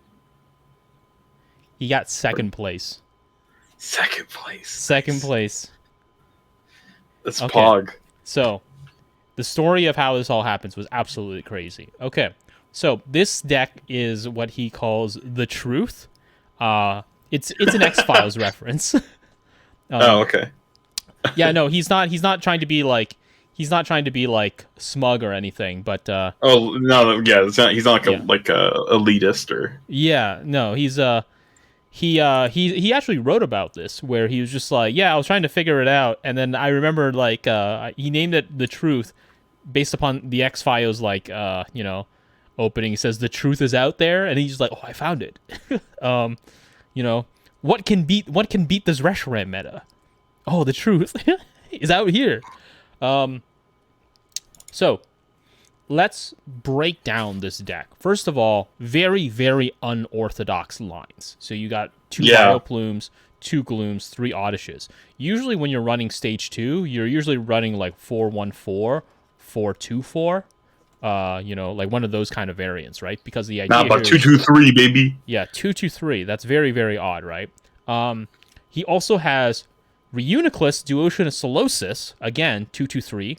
All right, which is I don't even remember what Reuniclus is. Oh, is that part of the same line as Solosis? Yeah. Okay, I forgot those Pokemon's names. Yeah. So I know it's a cell-looking motherfuckers, though, right? Yeah. Okay. So this is very interesting. He's got 2 stage 2. So he's got a stage 2 here, and he's got a stage 2 here. Okay. So he's got 2 stage 2s. All right. And then he's got Donphan. So Donphan Prime and Fanfi. All right. So he's got a stage 1. Okay. And then he's got Blissey Prime and Chansey. Another stage 1. All right. And then he's got Zekrom. He's got 2 Zekroms, so he's got basics here. So you're looking at this, and this man has 2 stage 2s, 2 stage 1s, and a basic. All right. And then he runs a 1-1 of Suicune and Entei Legend. So he's running a Holo Legend. What the fuck? Which is very interesting and very strange. And then 2 baby Pokemon. Yeah. So this is going to be very interesting here. But he's got Pichu and Cleffa. So, what the hell is going on? What the fuck is this deck doing? All right. So you look at this in a meta where, the meta is super lean, super efficient, hit, 120, 120, 120, nonstop, right? 120, 120, 120, nonstop. What the hell is this deck doing? This is really the secret sauce of this deck. Yeah. Twins. Oh, twins. I don't know what that is. So let me show you let me show you the important cards of his deck. Oh, fucking 6. Okay. So let me explain to you what Twins does. You may use this card if you have more prize cards left in your opponent. Search your deck for any 2 cards and put them into your hand. Shuffle your deck afterwards. So Twins is a very, very strong supporter. Essentially, what it means is that if you're losing, look into your deck for any 2 cards you want and put them into your hand. It's an exceedingly strong fetch deck. It's an exceedingly strong fetch card, if you're losing, okay? So let me talk about Reuniclus. Reuniclus has, so this is the introduction of abilities. Abilities are kind of like Poké Powers. But it says, okay. As often as you like, but here's the thing about abilities. Because they're not considered Poké Powers, they can't be power sprayed. They're abilities. They're not Poké Powers, so they can't be sprayed. Okay. So, as often as you like, during your turn, before you attack, you may move 1 damage counter from one of your Pokemon to another one of your Pokemon. So you can move damage around on your Pokemon, okay? Alright? So you can move all your damage around, or whatever damage, however you want. Anywhere from anywhere, right? The damage is still there, but you can move them however you want. Okay, let's talk about Cleffa. Cleffa right here. Cleffa's attack here is, so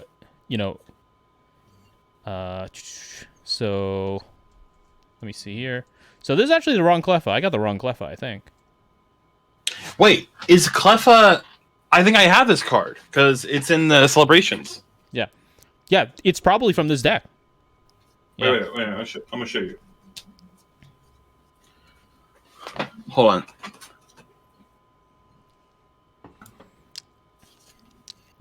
Is it this one?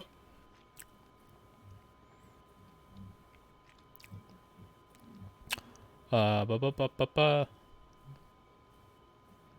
don't see anything. You want to see my camera? No.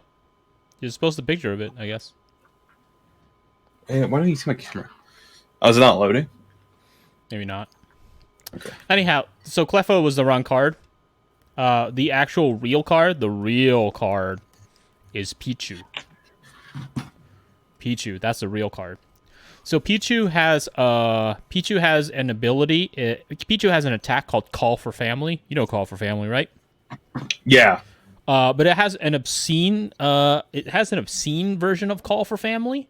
Pichu has probably the strongest Call for Family, which, as far as I can recall, it is search for as many basic Pokemon as you like and put them onto your bench. So Jesus Christ. And let me explain to you Blissey, right? Blissey has as a power called Blissful Nurse. Once during your turn, when you play Blissey from your hand to evolve one of your Pokemon, you may remove all damage counters from all of your Pokemon. If you do, discard all energy attached to that Pokemon that had any damage counters on them. So, the ability of Blissey is that, like, hey, you can completely heal your Pokemon, but they lose. Whichever Pokemon you heal loses all their energy. All right. Okay. So now we got the thing figured out, right? Mm. So here's how it works. Here's how the truth works. It uses a very unique application of Twins as an engine to get the deck set up. And what the deck sets up is so it uses Vileplume to lock down the opponent's ability to use any trainers at all. What it does is that it drastically slows down the flow of the game, because with Vileplume, they can't use any trainers. So, this guy can't play any trainer cards from his or her hand. So you shut down all of that, right? And it's a Pokebody, so I'm automatically... Oh, baby, that's a hot, sexy mama. Oh, baby, that's a hot, sexy mama. Thank you, Brisbane. Sorry, what did you say? It's a Pokebody, so it is automatically triggers? Yes. Right. So here's how it works. You always start off with Pichu. Pichu is your best starter. Why? Because he has Call for Family. Call for Family, essentially what it does is you fill your entire bench. What you do is you fill your bench up with two Solosis, two Glooms, two Glooms, and a Fanfi. That's usually what he recommends. He sometimes will do, two Odyshes. He'll sometimes do 3 Odyshes and 2 Soloses.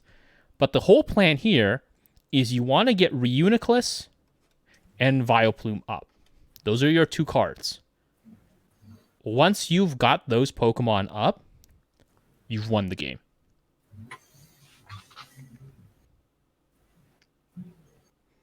So, interesting. Here's how it works. Okay. He uses Twins because he will always be behind 90% of the game because he's constantly working on setting his team up. So he uses Twins to get the cards he needs to get set up. And thanks to Pichu, he's got a whole bunch of redundancies in terms of his cards. So he's going to lose a lot of Pokemon at the beginning. But once Reuniclus goes up, and once Vileplume goes up, the lock is set. Because what Reuniclus does is Reuniclus allows him to move damage counters from any of his Pokemon to any of his other Pokemon. So what does he do? He moves damage counters from Zekrom, Donphan. Oh shit! Zekrom and Donphan are his main attackers. When these guys are about to die, he moves the energy onto Chansey or Blissey. Blissey heals it all, but because Blissey has no energy attached, you don't lose anything. Bruh. So they just, and the thing here is, remember, because Donphan always takes less damage, he can't be killed as easily by Zekrom's Outrage because he has 20 resistance. They can't use any plus powers. Bro, he's got universal healthcare. Yeah. Yeah, he does. But Donphan has 20 lightning resistance, so he can't be killed by Outrage. A Zekrom that does 140 damage in terms of Outrage, a Zekrom that does 120 damage in terms of Outrage will have to work really, really hard. They'll try and take Donphan down. Why? Because Exoskeleton. 20 minus 20, 100. Right. That Zekrom cannot kill Donphan. And that Zekrom just can't do anything about it because he just keeps moving damage onto other Pokemon and healing. That Donphan will never die against Zekrom. Yeah. So you're thinking, okay, well, how does he deal with how does he deal with Reshiram? Reshiram's the big one. Well, this is where Suicune Ante Legend come into play. Yeah, this is the part I'm so confused by. Well, the reason why is because Suicune and Entei are a legend card, but they're both considered fire and water. So what that means is that Reshiram will take ×2 against these guys. These guys will do ×2 damage against Reshiram. Okay? Mm-hmm. So he has an attack called Burning Infernal, which is 80 ×2 means he will always one-shot Reshiram. All right? Yeah. So the question becomes, how the hell do you get them then? Of course, one of the problems is that they're not basic Pokemon. They can't be found using Collector, right? Well, you get them using Twins. With Twins, you can search for any 2 cards in your deck. Yeah. Does it have a requirement? Yeah, so you can get the two legends. Yep. So he gets, the moment he sees a Reshiram come down, he starts his strategy. Against a Zekrom deck, he goes, so this is a very flowchart deck. He gets Reuniclus up. This is why I say he gets Reuniclus up, he gets Vileplume up, he wins the game. It's simple as that. Because... Oh yeah, Whimsy, those are... Suicune and Entei are the same card, which, because it's a legend card, means that the card's actually split into 2, so you need both parts of the card in order to have the card on your field. Yeah. Yeah, and Cal is right on the money. Don never dies. Yeah. So it's a very flowchart deck, right? It's literally you get Reuniclus up, you get Vileplume up. It does not matter. It does not matter to this deck how many of your Pokemon die. As long as your opponent still has one prize card they need to get, you are still in the game. Like this is the ultimate struggle mode card because it's a very flowchart card. Because the moment they see Zekrom, he goes to Donphan. The moment he sees Reshiram, he goes to Suicune Ante Legend. And then for any other card, for any other opponent, he goes to Zekrom. Simple as that. God damn, this dude's a genius. And here's the thing, right? He uses Zekrom because he can use Outrage, but maybe he can use Bolt Strike. But the funny thing here is the moment he uses Outrage, let's say Zekrom has 130. Let's say he's got like 100 damage on him, right? He's got like 100 damage on him. So he hits for Outrage for 120 with Outrage, right? His Zekrom, okay? The opponent brings up their card. They have to kill that Zekrom. They have to. If they cannot kill that Zekrom, what he's going to do is he's going to move all the energy, all the damage from Zekrom onto, like, say, a Donphan or Suicune Ante or Blissey, and then he's just going to heal with Blissey again.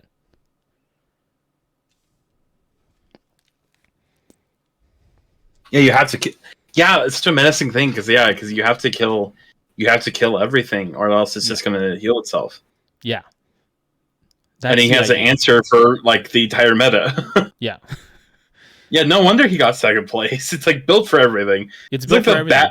This is like the fucking like why nerds like Batman, you know? Like, oh, he could kill every superhero, bro. Like this is that deck. Yeah. It's a contingency for everything. This deck's plan was literally this deck, right? This deck only had one weakness, okay? Which is that it only had one weakness, which is that so assuming it gets set up, the only way to kill it is that you have to be able to one-shot, like, the wall. Yeah. If he sees a Reshiram, he's going to bring out Suicune Entei. And then the wall goes up. You can't beat the wall with Reshiram. If he sees Zekrom, he's going to bring out Donphan. And you can't beat the wall with Zekrom, you know? If he brings out any Pokemon, and, like, the thing is, you can't bring out SP Pokemon because they're not strong enough. They're not strong enough. You can't kill them, yeah. You can't kill them. And the moment Vileplume comes out, most of your SP stuff doesn't work. Your energy gain doesn't work. Your power spray doesn't work. None of that works anymore because Vileplume's out. He's shut down the whole game. So this is like one of the things. And the thing is, you know, you look at this and you say Reuniclus, 90 HP. Well, he can't get sniped by Garchomp. You know? So, that's true. Because it doesn't matter. Reuniclus takes 80. Too bad. Blissey's going to heal everything. Blissey can't be sniped either. Yeah. You know? Like, because Lux can't. I mean, Lux is already too weak, but then Donphan has the electricity resistance. What was it? Ape has Inferno Ape already has the it's too weak, but also has but Suicune Entei. Yep. Then Garchomp can't snipe anything because everything's too beefy. Yep. And then healthcare. Yep. So. God damn. Yeah. That's the crazy thing, you know? And so here's the thing. You might think, okay, what if he gets up really fast, right? Look at it this way. What if he gets set up really, really fast, and then, like, he gets the wall up, but maybe, he, like, gets a little too quick, maybe he gets too quick, and then, like, he might start running out of steam. Well, here's the thing. Because of damage swap, he can move all of his damage counters onto a Pokemon like, I don't know, like Cleffa or something, kill the Cleffa, and that puts him behind again, and then he can use twins. I do really like the energy of, like, it's like I want to lose to win. He has every answer to just, like, kill himself, so he can win. So you want to know how? So I said he got second place, right? You want to know how he lost, and do you want to know what he lost to? Yeah. My only like guess is like a Reshiram deck that just got luckier. Well, that's the thing, right? It's just like this is the thing about this deck. This is the thing about the truth. It cannot be beat if it gets set up. It gets the Reuniclus, it gets the Vileplume. Yeah. It's over. Like, you can't beat it. So how do you beat it? Well, the answer is very simple. Sets up. Well, it almost always sets up, right? Because, he starts off with Pichu, and then he does Call for Family. Yeah, call for he Family, calls for Family for 5 Pokemon. Oh, fuck, yeah. And here's the thing, right? Look at it this way. Look at it this way. He starts off with Pichu. That is a good start right off the gate. Why? He gets 3 Solosis, 2 Oddish. And now you're fucked. Why? Because if you kill any of these Pokemon, he's going to twins into rare candy into whatever he needs. Yeah. It's a really smart deck. Yeah. Man, follow everything. So, how did he lose? He lost to another rogue deck. That's the only other answer I could think of. Yeah, just some rogue deck that has that's strong enough to just kill him, right? So, So he took it to the very last game, but he lost against Magnezone Typhlosion. Oh. Yep. Okay. Yeah. What? So he was actually very close. The first game he lost because I think one of his important cards were a bunch of his important cards were in his prize pile, so it was just terrible, right? Which is really bad because they're running really thin lines, right? If anyone hasn't realized this yet, in the chat, but the prize card, the 6-card prize pool, right? The cards that you don't have access to until you get them, right? Until you kill a Pokemon, right? For the most part. That's a RNG lock. Now those 6 cards are just unavailable to you. You can't draw them. Yeah. You can't search for them. So they're effectively that becomes another RNG lock kind of thing. Yeah. Oh, here's a box you can't open. Fuck you. Yeah, so he got a bad hand, so he lost that first game. Mm-hmm. The second game he got the wall up. Second game he got the wall up really strong, right? And he won the second game? He won the second game. Okay. The third game, he unfortunately ran into a bad situation, which is he started off, I believe, with Zekrom. He got Zekrom, but the opponent lost burned for 150 damage. Okay. That's how he lost. He ran up against Magnezone was able to kill Zekrom. Yeah, he ran up against the one card that can break the wall. Magnezone. 3 energies, lost burn for 150. That's kind of, yeah. Well, I mean, at that point, you're just GG. I mean, I couldn't predict this. But yeah, it was actually absolutely insane because when this came out, right? When this came out, everybody in Pokemon TCG was talking about it. Yeah. This deck is fucking crazy. It was absolutely insane. I wish there was still footage around that I could show people about it. Good footage, right? There's some shitty footage, I think. But for the longest time...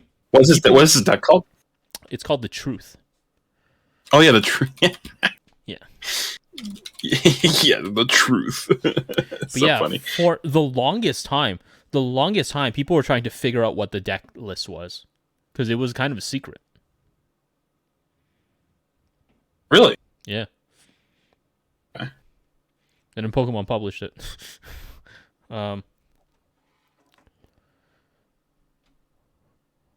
Pokemon themselves published it? Yeah, they published top ranking world championship decks.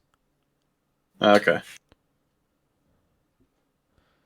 How many cards do new Pokemon TCG sets usually have? Hearthstone used to 60 for 120. Used to go for 120 or 150. I don't know. I never counted them.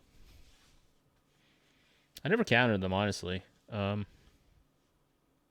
Probably 100, I guess. I think 100's a good number.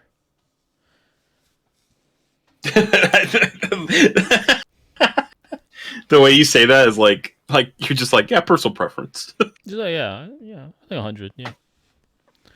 That's a jolly number. I wish more decks had creative titles like that. Yeah. There's a lot more that I can talk about after what happened with the truth, because the deck, like the meta after this became worse.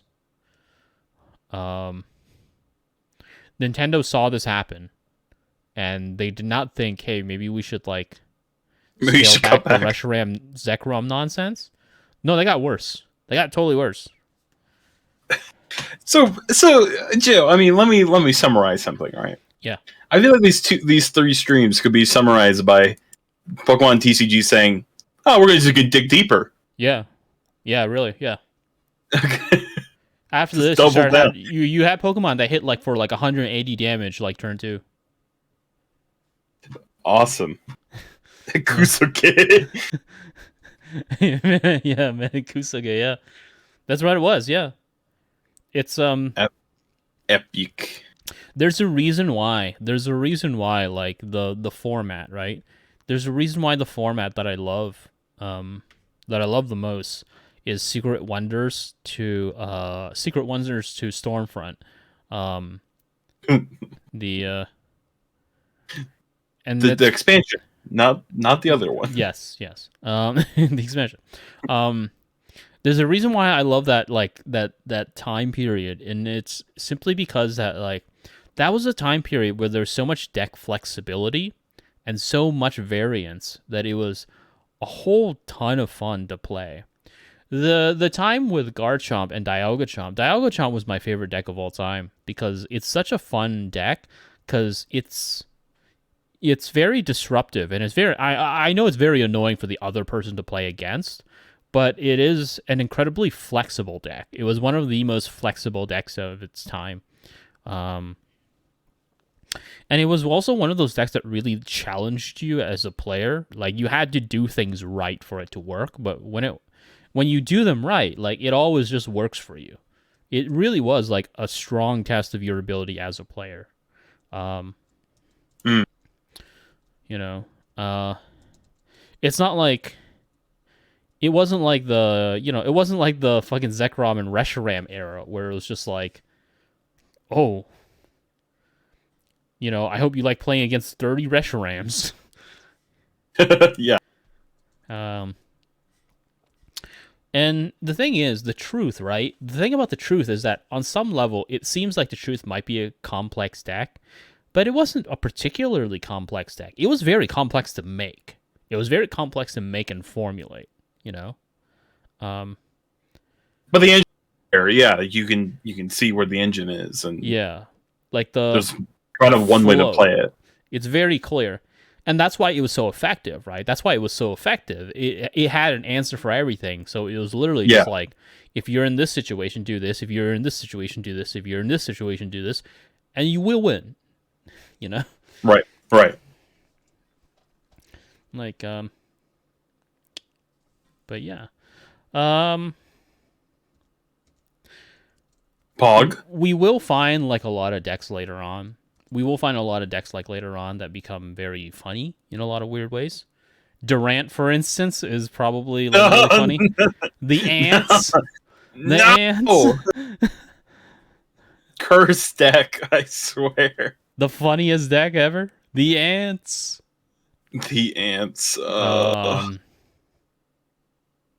But then you also got into really bullshit things like Darkrai EX. Like Darkrai EX doing like 90 damage plus 30 bench and all that kind of stuff. It's just like there's no downside.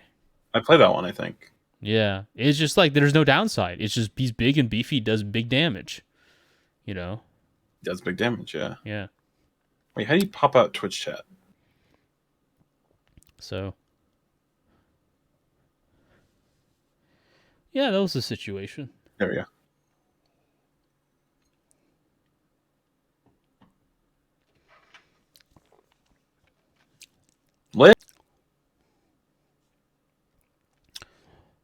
Does anybody have any questions or concerns in the chat? And I'll try and get to them to the best of my ability.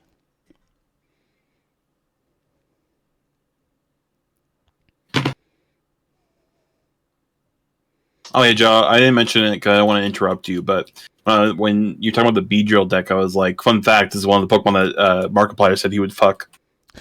Beedrill? Yeah, yeah.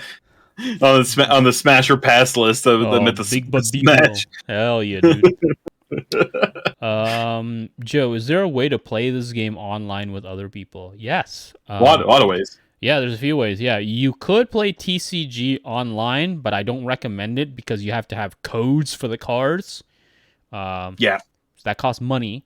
You could play TCG 1, which has most of the formats, except for Secret Wonders to Stormfront, my favorite format. But yeah, you could play. Yeah, now it's clicking in place because I remember you mentioning that. Yeah. Yeah, they don't have it. Yeah. Yeah, they don't have it. Yeah.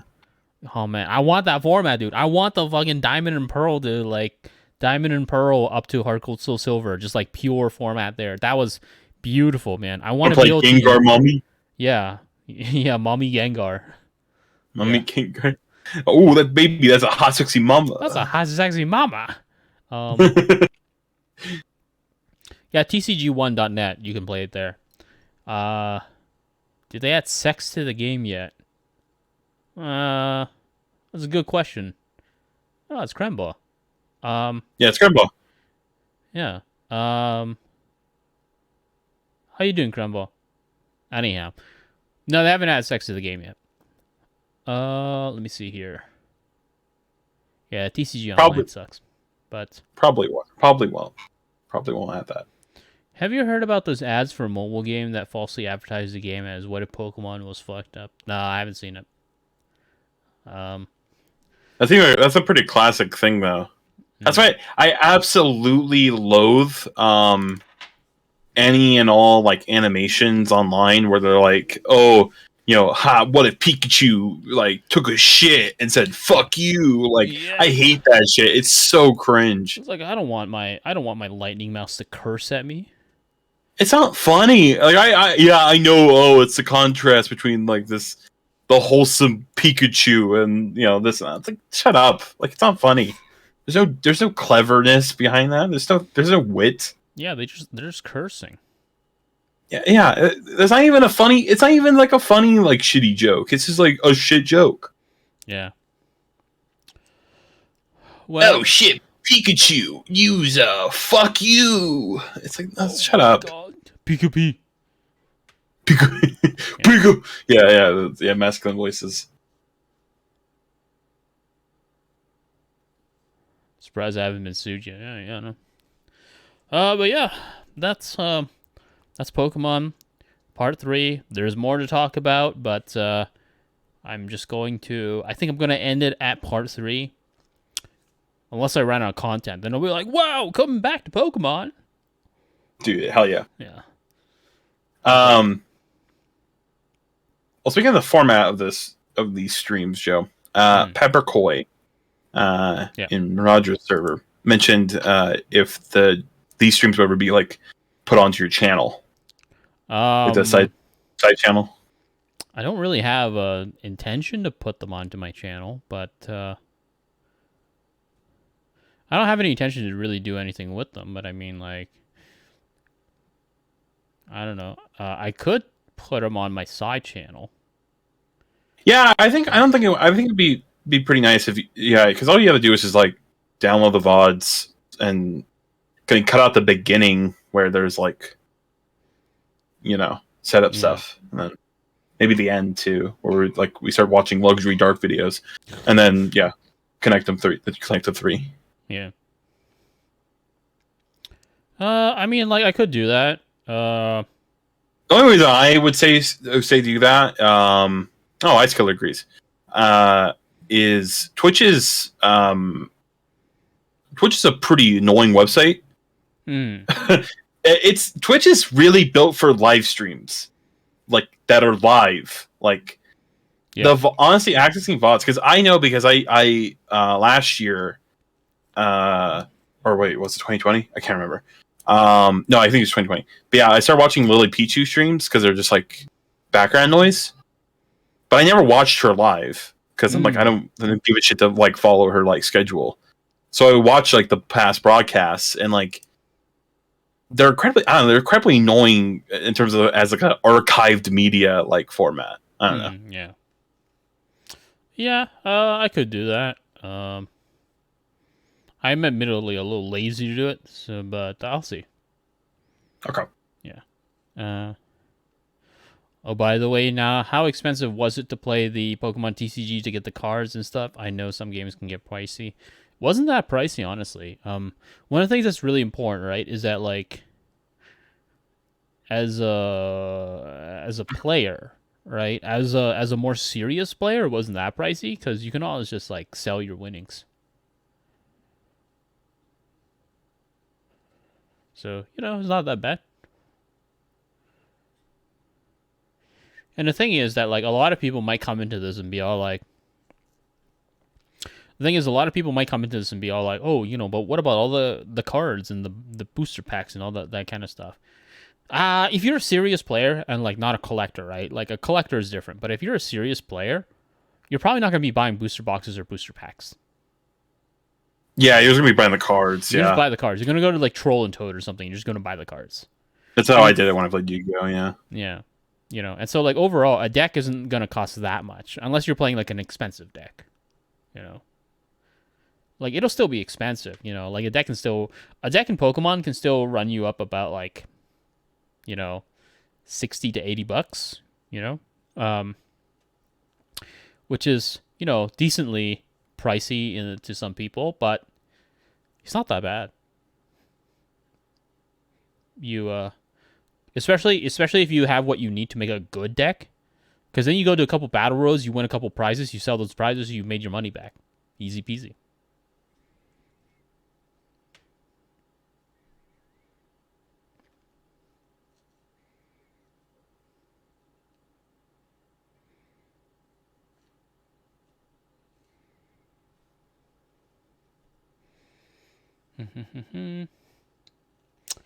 Yeah.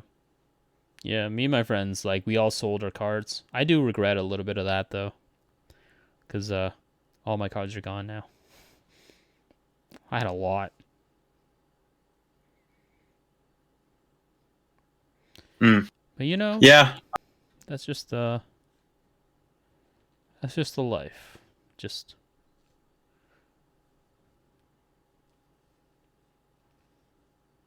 I don't have any experience with Magic the Gathering.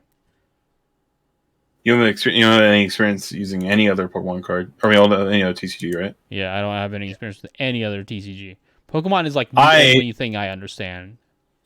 I played Yu-Gi-Oh for years, so I have slightly more broader, experience, but I don't know anything about Magic either. All I know about Magic is that there's a card that's edited where it's like, "Damn, she wasn't lying. That ass do fart." That ass do fart. It's like instant death is the effect. Yeah, it's. I mean, it's like a card. It's an edit of a card. It's not a real card. Yeah.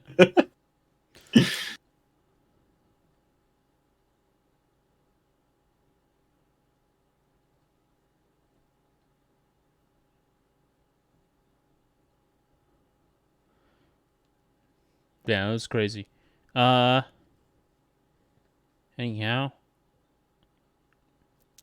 I mean, we can always play TCG1. You want to play TCG1, Gil? Sure. Yeah. Play it on the stream. I'm super rusty because I haven't watched it.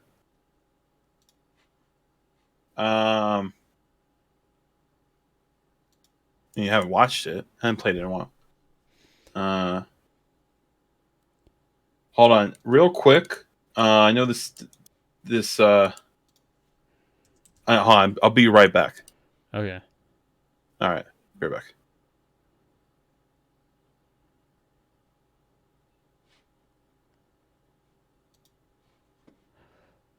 yeah, gameplay, homie.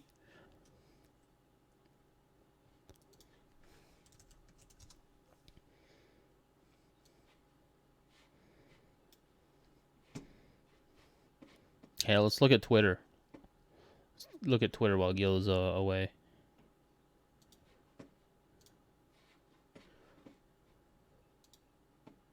How healthy is the current state of the TCG? I suppose with the support of Nintendo and that sweet lab coats, there are much better state than the others. The scene's always been very healthy. The scene has always been very healthy. There's always been a lot of people. There's always been a lot of support. It's just that like the balancing in a lot of it has been very scuffed. Honestly, I would say if you want like to get into a TCG that's generally beginner friendly with a very high ceiling, Pokemon is a very good way to get into it. It's a lot of fun. And it has a lot of good support. So, yeah.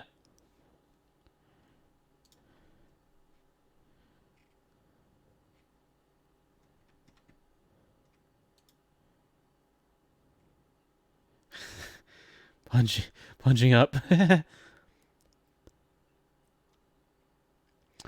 you want to try the same?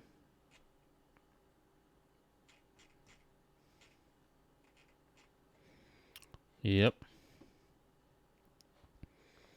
Whoa. Yeah, I'll make the thing. Always get some more thing.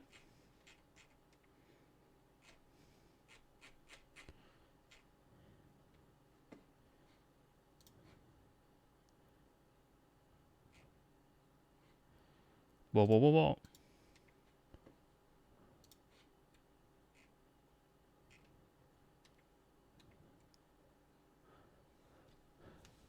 Card games are a lot of fun. I love card games, man.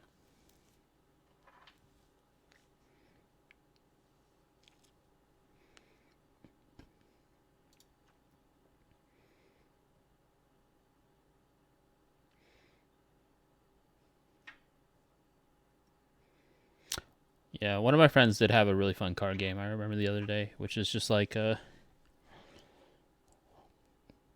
man, I don't remember it.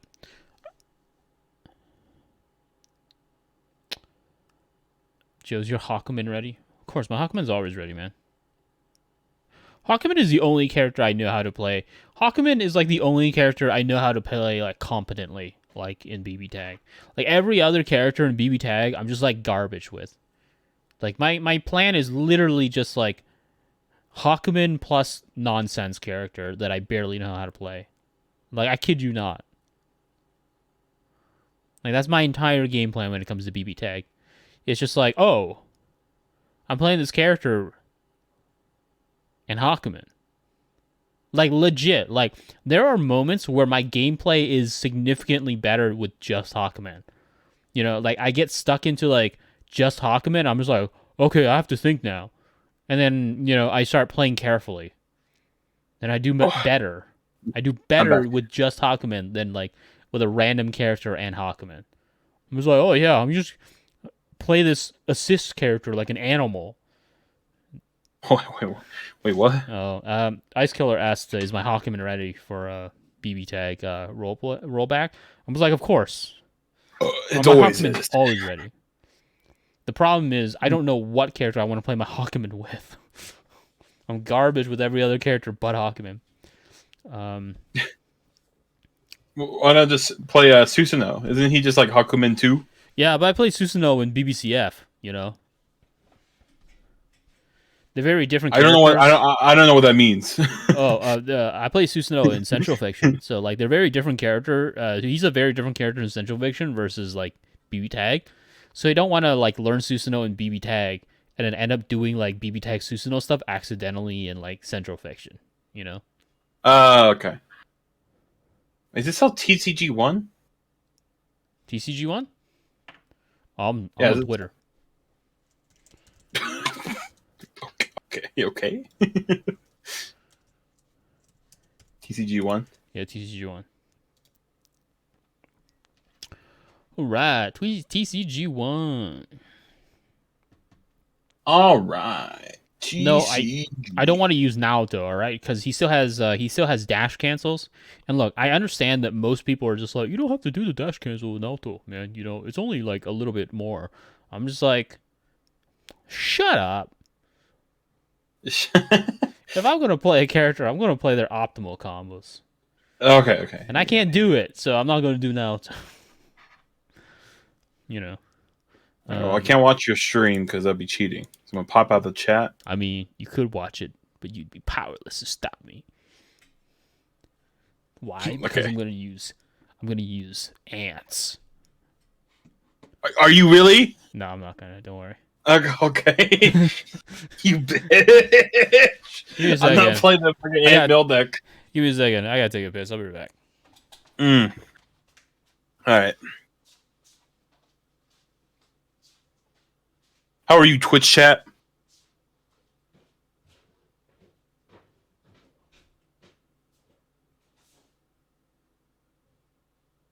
I know most people here are from Four Plateaus, but are you guys subscribed to my channel?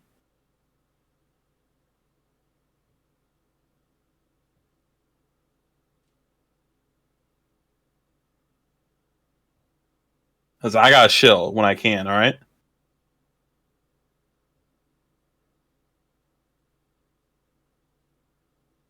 Naoto confirmed trans.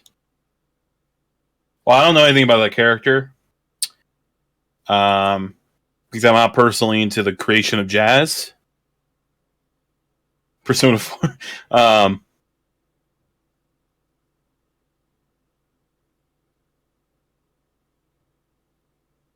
But I feel like most trans interpretations or non-binary interpretations of like women who are slightly masculine presenting usually are kind of arbitrary.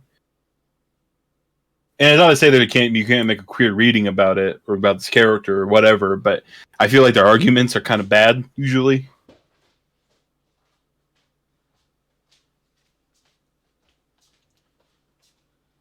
Wait, I thought you were talking about Naoto. Isn't Naoto the Persona character? All right, I'm here. Well, Hey. what's happening? Hey. I showed my channel, but they're all already subscribed. And then Kremba asked, "Is Naoto confirmed trans?" And I would start talking about that. What, from Persona 4 or Central Fiction? Well, Kremba was Persona, and then Kremba misinterpreted Central Fiction Naoto well, I don't think to be Persona Naoto. I mean, in my opinion, I don't think Naoto from Persona 4 is trans. Yeah, I know. That's what I was saying with like them. Like, I don't really know that much about Naoto Persona that much, but like, I usually find any like. I don't think Persona 4 has any trans or technically any LGBT message. Yeah, that's the thing. Because I feel like a lot of interpretations, as I was saying to them, like I feel like a lot of interpretations of like characters who are like female but like slightly masculine presenting or whatever, like being trans or non-binary is usually like a really just a huge stretch. It's It particularly feels like the evidence is never particularly there, right? I mean, it's just kind of like, oh, I kind of want her to be. Yeah, so one of the things that's really important is that like Naoto in Persona 4 is that like when you keep in like one of the fundamental areas of her arc is that like she doesn't present herself as masculine because of any sort of particular dysphoria. She presents herself as masculine because of the chauvinism in the Japanese police force. Oh yeah, she's a cop. She's a cop, yeah. Yeah, that makes sense. Yeah. So she becomes a guy, or she acts more like a guy. That would be more accurate. She acts more like what she perceives to be like a manly police officer, because she feels alienated otherwise. This has nothing to do with a trans identity, because if you romance Naoto in Persona 4 Arena, on the Christmas date, she comes dressed up in a sailor uniform. Awesome. Yeah, she comes dressed up in a sailor uniform and everything. She becomes like quote unquote feminine, right? And so like, I feel like an honest trans presentation would never need to go to that extent. it would probably at the very least just leave it ambiguous. It's the same reason with kanji. A lot of people think kanji's gay. He's not gay. Kanji's not gay. I'm sorry. You know, Kanji's gay. He's not gay. Here's the thing, right? If you want to think kanji's gay, that's fine, but I don't think he's gay. Yeah. And the thing here, and some people might be thinking like, "Oh my God, Joe, are you like a chud gamer trying to say that like, are you like a chud gamer trying to say that you know, these readings should not exist in your fucking, you know, video game?" It's like, no, I'm not saying that. I'm saying that if you are LGBT or if you're an LGBT ally, you should absolutely push for better readings of. You should push for much better and stronger media than Persona 4, because they do not present particularly strong LGBT messages. Kanji is fundamentally a character who is like Naoto, who has deeply a sort of like a deep neurosis about who they are in terms of their perceived gender, not out of dysphoria, but out of social pressure. So Kanji is worried that he is gay. That's why his shadow takes the form of like the sort of like Barazoku, like sort of like Rose Tribe sort of imagery. It's very like Bara and everything. But he nevertheless opines over women. It has never been about sexuality. For Kanji, it has always been about like, oh, you're not manly, therefore you must be gay. It's a very, like, he has a very disturbing and antiquated understanding of like gender roles. And it makes sense because he's a fucking Japanese like 14, 15-year-old in rural Japan from 2007, you know? Like, that checks. You know, he's from the boonies. Yeah. You know, he's from the boonies. He's from a conservative part of a conservative country in 2007. Like, of course he is going to misinterpret. Of course he is going to misinterpret a sort of proposed failed like heteromasculinity for being gay, and that must be a problem or something. But the whole arc of his character is that he learns to accept that, you know, there's nothing wrong with that. You know, he helps the kid out and everything. He helps the kids out and everything. He makes like the little alligator toys and all that kind of stuff. It has nothing to do with LGBT stuff. It has everything to do with performativity. If you want to talk about performativity, then yeah, Persona 4 is full of performativity. You know? Mm-hmm. But performativity is not always LGBT stuff. It's not always that. Yeah. Sorry, what was I getting for?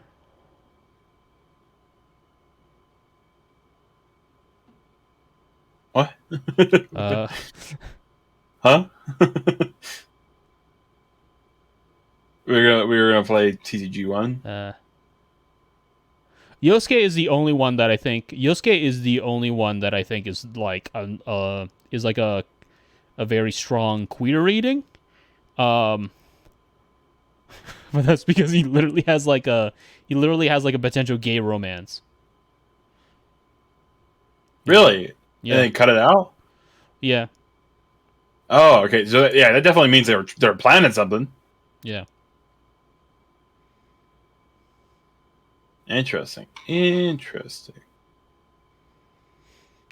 And to be clear, right? To be clear to anybody who has like who's like concerned about what I just said, if you are wanting to provide like a queer, you know, reading, like, well, okay, so it's difficult, right? Because like non-performative aspects can also be considered queer in a way.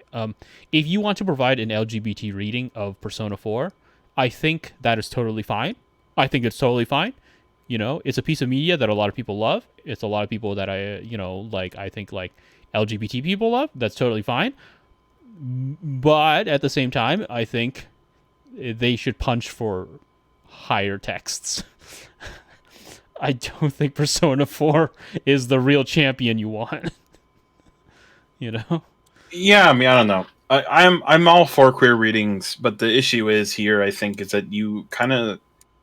I'm not gonna just like kind of sacrifice like my position on media. I think you should look at media for what it's trying to do, and not try to extrapolate something that it really isn't trying to do. Like I don't think it's fair.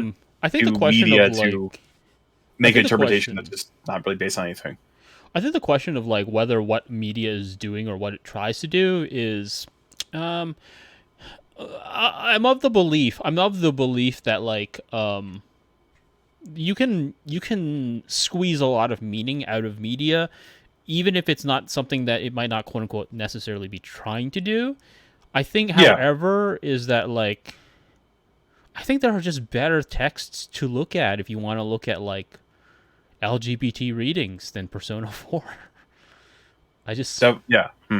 I think there's also a sort of practical element to this, right? Which is that like I don't know if you want to be reading into Persona.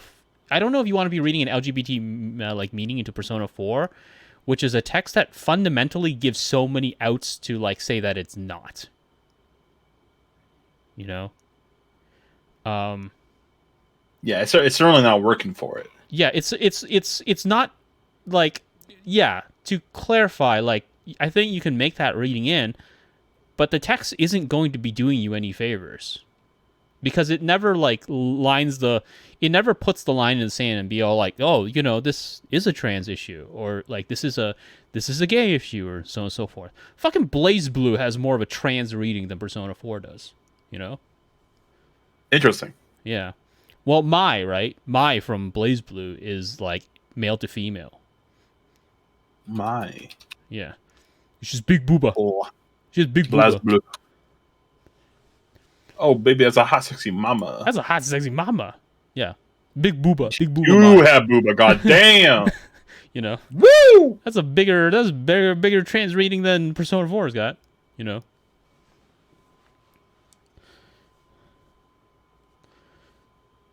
Yeah, that's the thing is like I just don't. Yeah, and that's the thing is like when like a media is just like has so many like.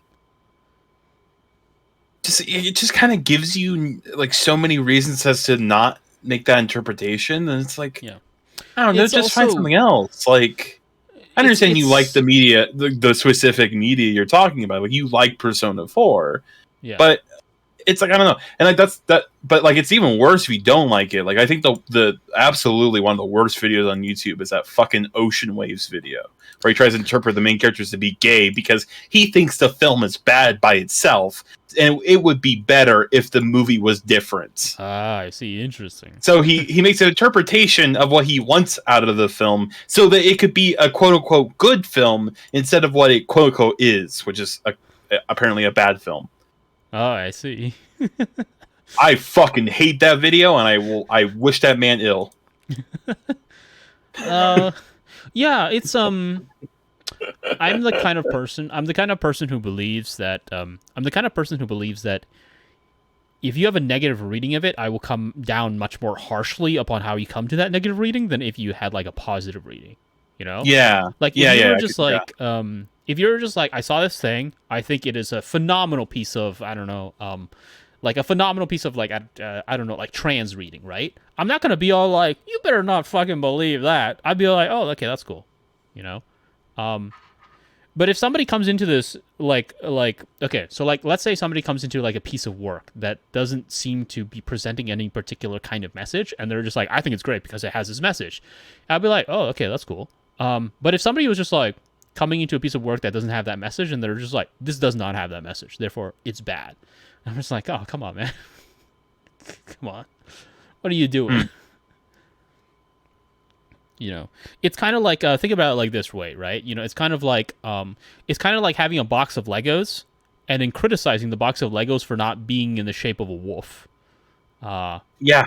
Rather than being all like, I'm going to make a wolf out of this, and you're just like, oh shit, you made a wolf, that's cool. Yeah. But if you're just like, this box of Legos is not in wolf form, I'd be like, come on, man. It's like the Matthew Matosis quote that I really like, which is it'd be wrong of me if I criticized Sekiro for being a bad racing game. You know, it's just like, it's not there. Yeah, Grand Blue literally has a character that chose to be reborn as a woman. Yep. Yeah, that's pretty. That's there. That's there. Like, and the thing is, like, you don't even have to be like explicit, right? You don't have to be all like Persona 4 to be a good trans message should have trans characters. I'm not saying that, right? But I am saying that if you take a look at the sort of Persona series, it's kind of damning when it comes to LGBT messages. Like Persona 3 and Persona 5 have some pretty anti like homosexuality messages, you know? Like there is a sort of gay panic in both of those video games. In Persona 3... Isn't there an Okama? Like a very stereotypical Okama? Very stereotypical. And it's... and, like, in both Persona 3 and Persona 5, they're presented as predators. I don't like that. Well, in Persona 5, there's the bartender one, and then in Persona 5, there's the beach scene where two gay guys, like, come in and get, like, real pushy. You know? CWA style. You know? In Persona 3, they go to and in Persona 3, they again go to the beach and try and like hit up like women, and one of them I believe was like one of them I believe was like a gay guy that was like very like pushy. So it's just like it's like one of those situations just like I don't know if Persona 4 is really like your ally text if all of its other contemporaries don't seem to be the case. You know? Right.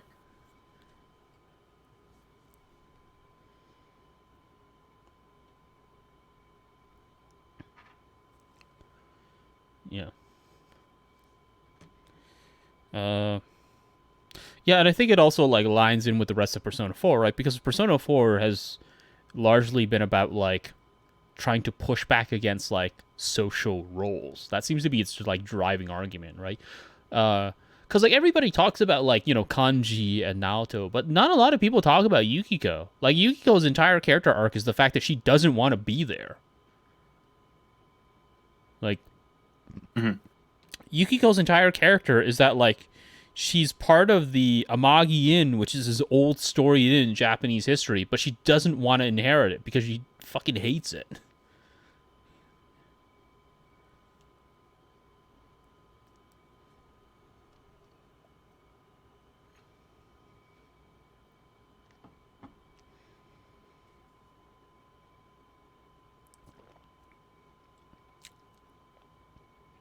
Oh, yeah.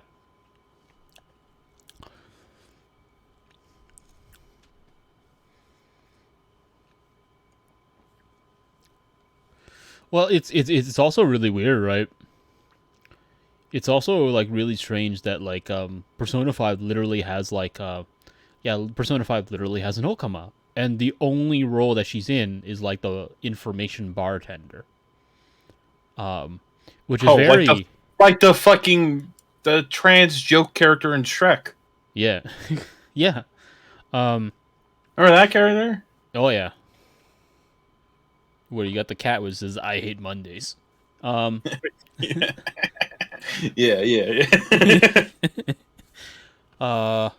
But like that's the thing, right? It's like I'm always very skeptical. I'm always very, very skeptical of whenever people are talking about like trans representation in Japanese media, because they oftentimes kind of like downplay the role of like Mizushobai, which is, you know, ultimately in my opinion not a particularly good thing, because like the Mizushobai thing, it essentially refers to like water trade, and it's essentially just that element it's just that entertainment element of Japan, which when you look at like it objectively, some people might say like, oh, you know, like Japan has like, you know, increasingly favorable like trans movements and trans rights and all that kind of stuff.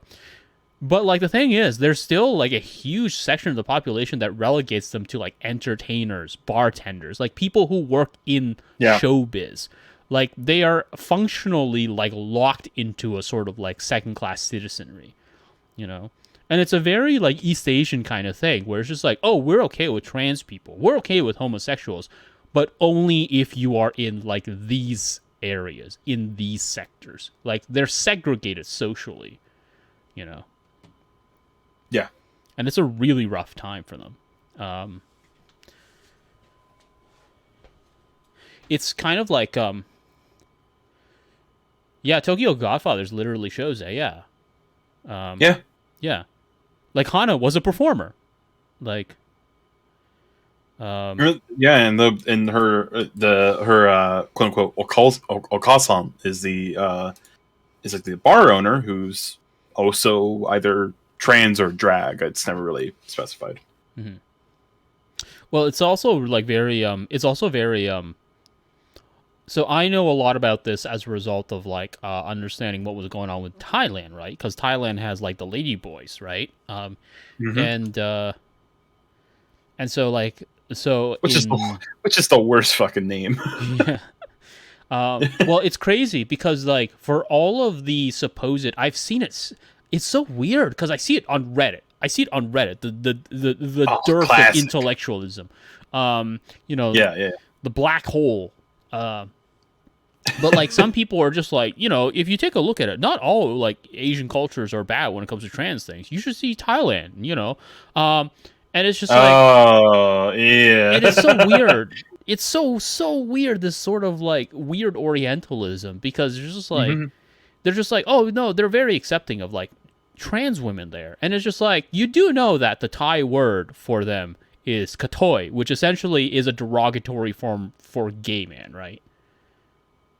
Oh, like, so like, oh come on, yeah, like come on, man, come on. I think the answer is they don't know that because the Redditors know, but like the Redditors. Well, I mean, realistically, how many of them actually know any Thai? I mean, it's not really that common of a language. They should know Thai, dude. Don't they remember Ong Bak featuring Tony Jaa? What? Ja Rule? No, he's never seen Ong Bak? No. From like 2008 to like 2009, like Tony Jaa, who was like formerly a stuntman on the Mortal Kombat films, he started in a series of like Thai martial arts videos that blew up. One of them was called Ong Bak, and the other one was called The Protector. But The Protector was really funny because it had a Thai title called Tom Yum Goong, which essentially just means spicy shrimp soup. Interesting. Which I don't understand why it's called that. Is that a real soup? Yeah, it's a real soup. It's great. Huh. But I don't know why it's called that because it's about him trying to like find like a bunch of elephant poachers. So it's just it would be like if the next John Wick was called Margarita Pizza. I'm like, what the fuck? Margarita Pizza. Yeah, that is like that. What? Yeah. New Jason Statham film, White Chicken Chili. Yeah, white chicken chili. Yeah. And the thing is, right? The thing is, like, I don't understand it. Like, I have like Thai friends, and they don't have an answer to it. They have speculation, but they don't have an answer to why it's called Tom Yum Goong. So I don't know.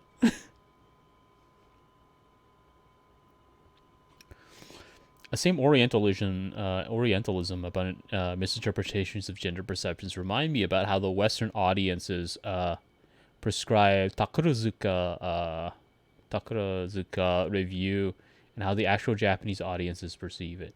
Yeah, that's always a tricky one. Scorsese film Margarita Pizza. Yeah. I don't know, man. It's crazy. Funny enough, the reason why I'm so passionate about the Persona thing is because one of my next videos is actually going to be about Persona 4 Arena, the fighting game. Quote unquote next. Next. Yeah. I do love how you switch. I love like any patron who isn't in the Patreon Discord is like missing out because I absolutely love how you. Well, I'm just like, okay, this is the workflow plan, guys. I got it figured out, and then like a month later, I'm just like, okay, I'm gonna do this instead. Yep, yep. That's literally it.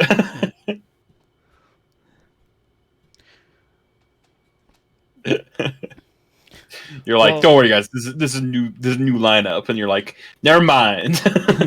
Well, a lot of my videos just like a lot of them just emerge out of like random conversations, you know, where like somebody will say something like, "I don't understand why this happens," and I'll be like, "Well, I think this is a good way to look at this," and I'm like, "Oh, this could be a video."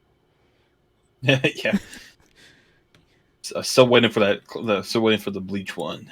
Oh yeah, what those? Dude, that Bleach video is gonna take forever, dude. Hell yeah. I'm gonna go through every single moment in Bleach, but I'm gonna talk about class.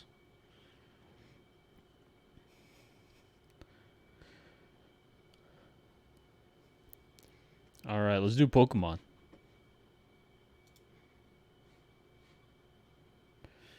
Ready for Pokemon? Yes. Wait, which tab is it? Here it is.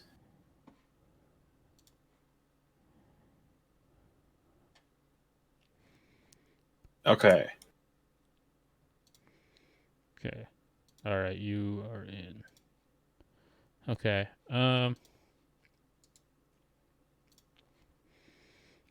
What format do you want?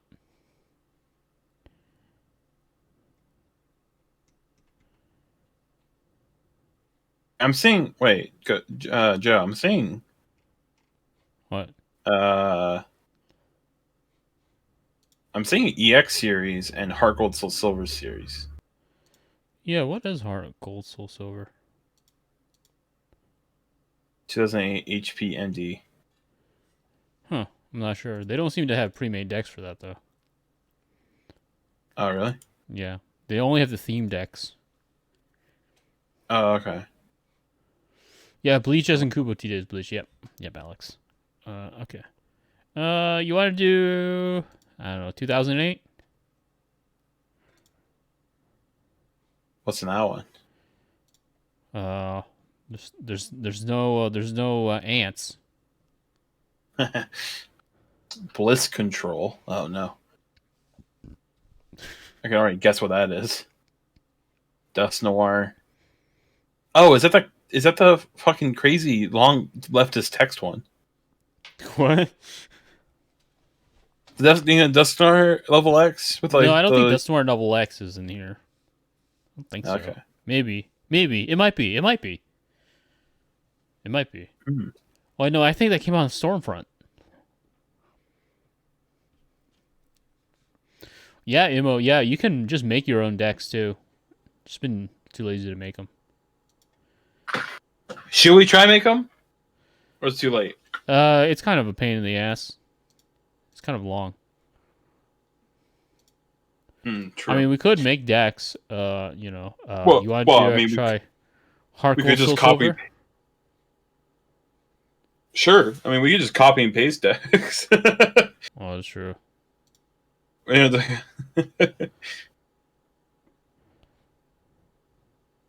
well, I mean, it's either like that, or we just kind of like learn how to play a game. Maybe learn how to play a deck. Oh shit, dude! Heart Gold Soul Silver has Kingdra decks. Oh no! Damn, they got Kingdra, bro. I'm interested now.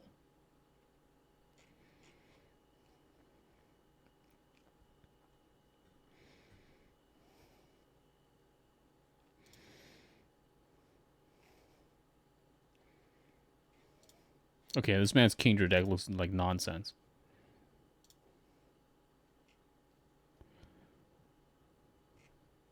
Wait, how do you look at that? Oh, you go to quick play decks, and then you go to format. Oh yeah. Yeah, you'll see decks. A lot of Dawn fans.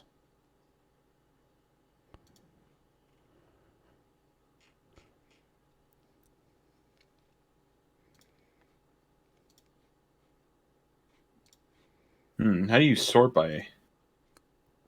Oh, format. There it is.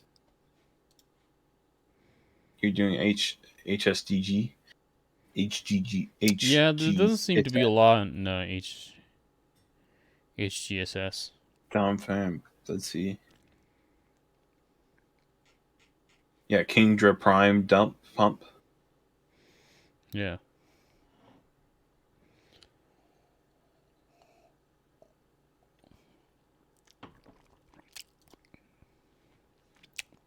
Well, you want to do 2008 Hollow Phantoms to Majestic Dawn?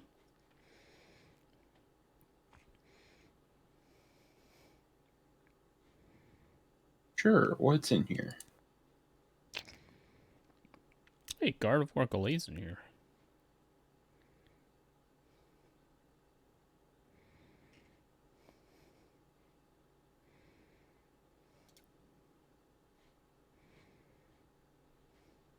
That's a very weird deck type. Okay.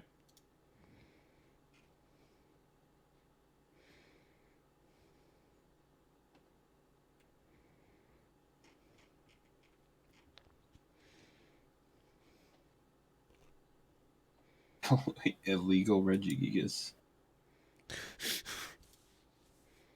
Oh yeah, because it's got Claydol.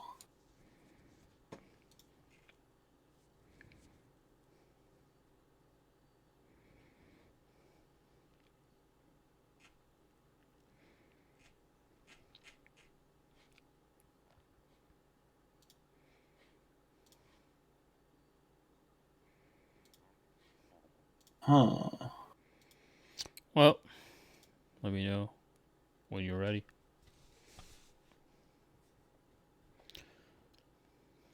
You ever pick a deck? Yeah, I got a deck. I'm trying to figure out what any of these decks do.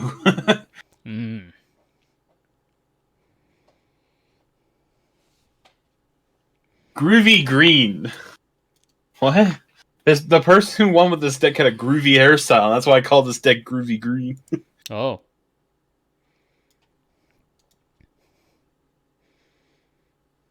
What the fuck?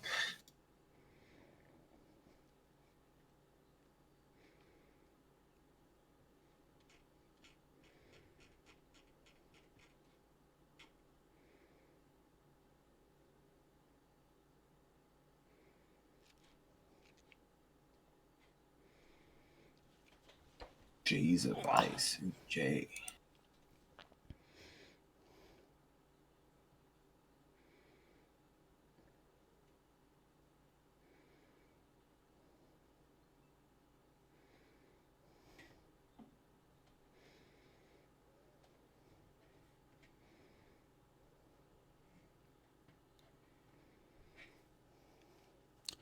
I mean, we can always go with a different format.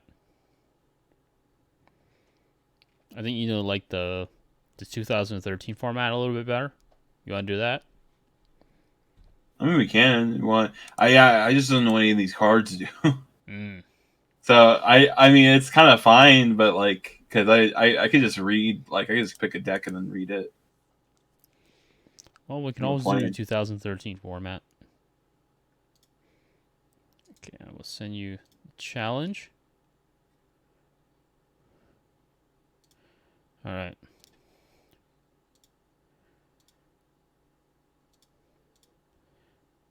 All right. There we go. I sent you the challenge.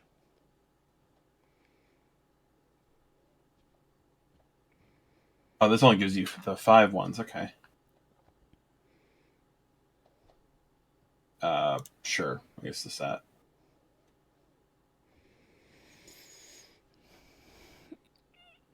Oh, okay. Take an additional one. Okay.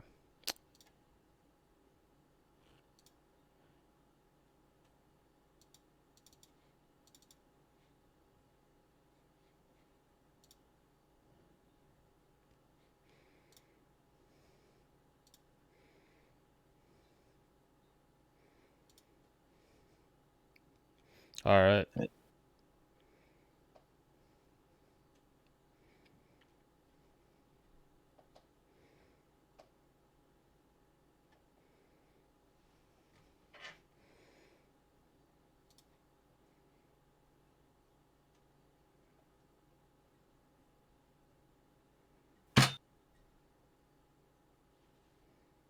Joe. What was wrong? What was wrong? I'm unpledging from you. What was wrong, dude? That's what I get for not looking at the stream, you asshole.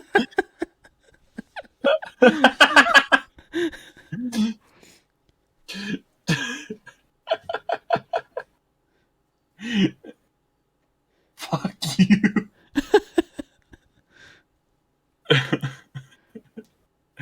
uh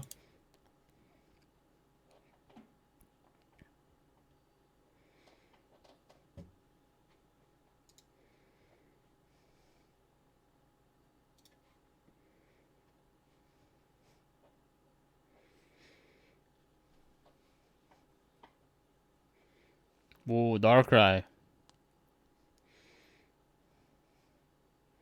There's some big button boys.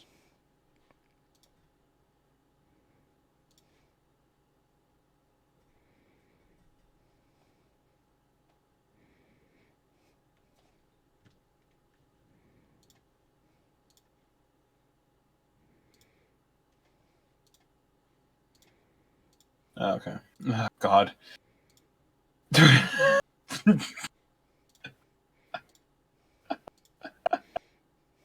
Why What? are you like this?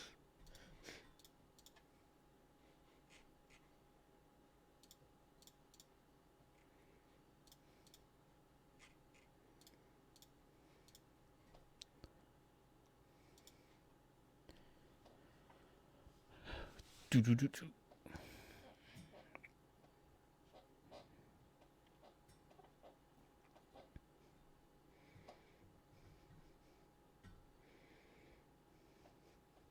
Damn, dude, I need a goddamn energy, bro. I can't believe this. Telling me I'm not gonna be able to get my boys up?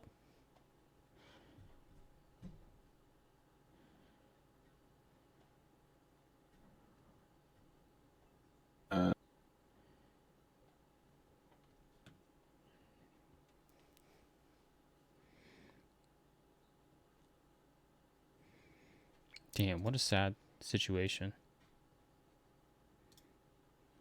The options. The options, man.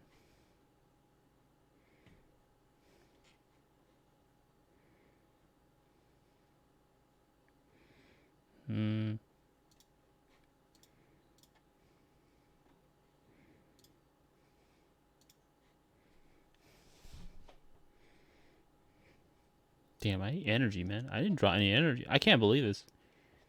Is this karma?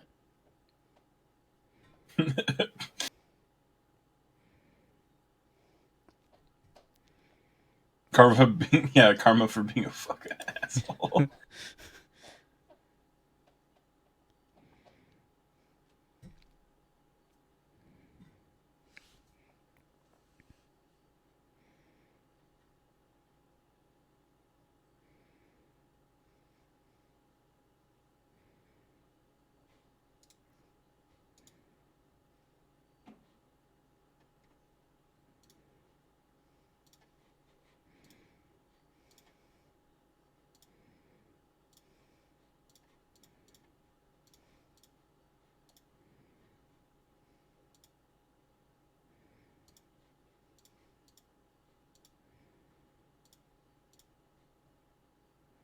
How many viewers do we still have left? I don't know.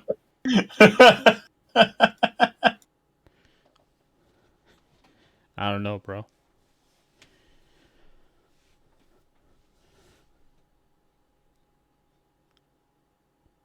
Emo's still here.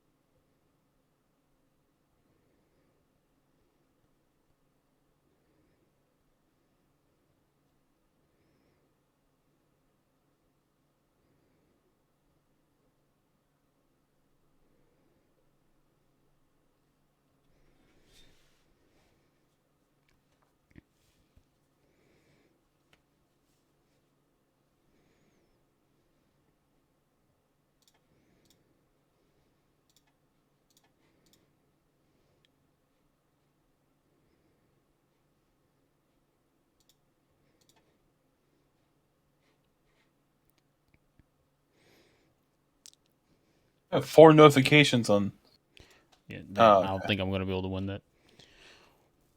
Ripperoni. Okay. Okay, I'll play the non-annoying deck. Yeah, that deck is an absolute fucking menace if it sets up. So I'm lucky you got shit draws. Yeah, that was karma. Alright, I'll play a different one. Wait, do you have to add decks to your things? I don't know how this work because like I can only select 5 decks. What You does have that to mean? like add decks to your deck list for it to be available. Okay, I'll do that. I'll do that after this game then. If you want to do that. All right.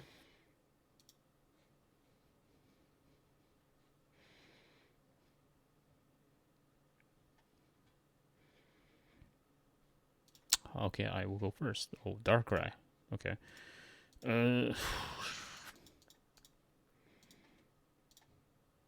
Oh, I remember this deck.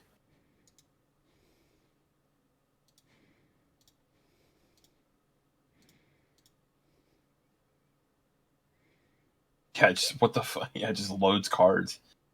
Oh. I call for family.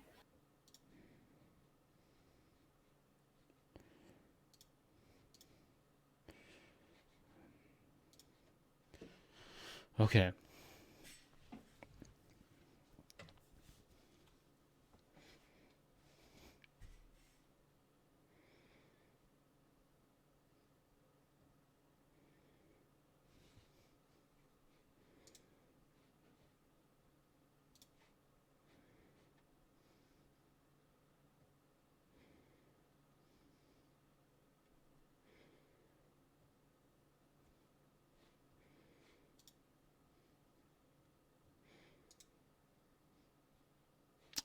One retreat cost. That's disgusting.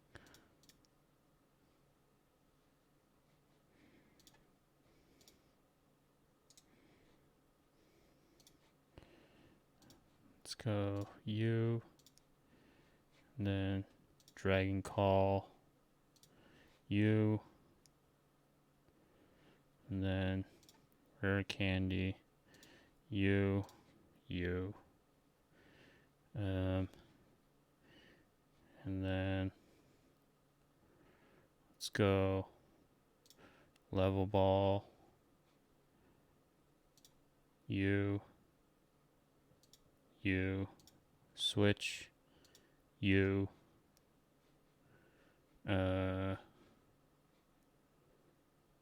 In hand 6. Okay.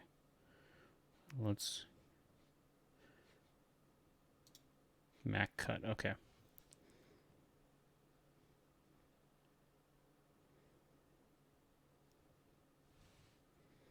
A poison. Oh, 1 energy. Okay.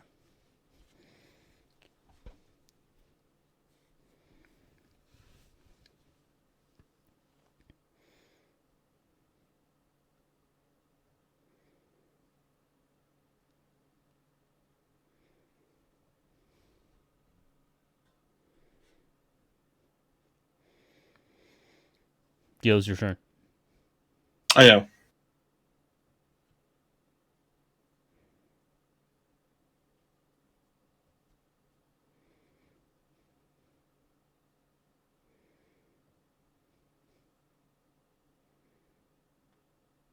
Ooh, tails, baby.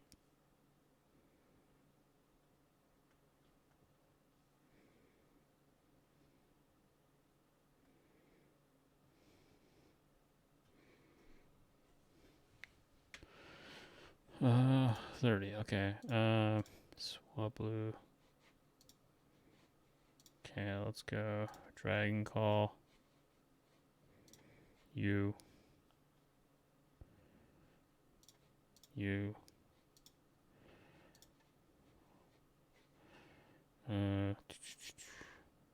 Mac cut.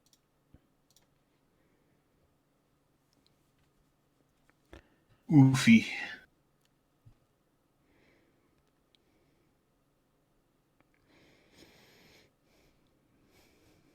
Hard chomp home slice.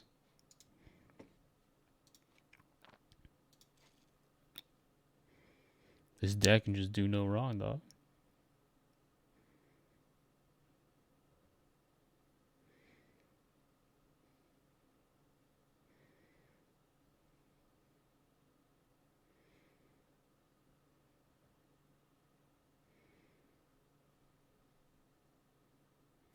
I don't know why I did that.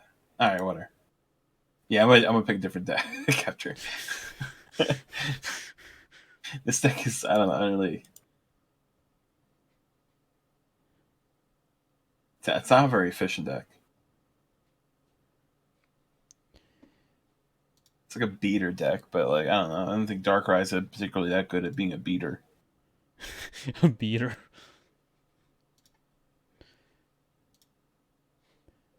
Just beat it.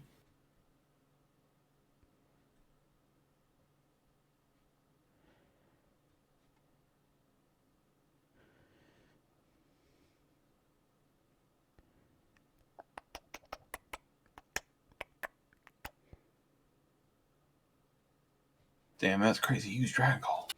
Of course I did, man. Come on. Of course I used Dragon Call, though.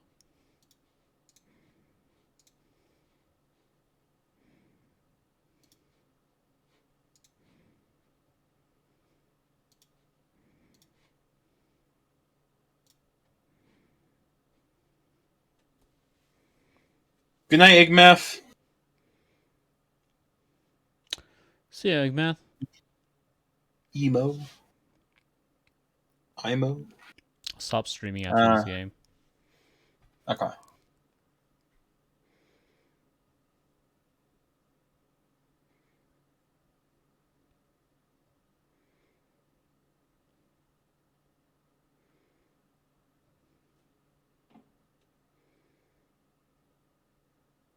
Yeah, I don't know. This wait,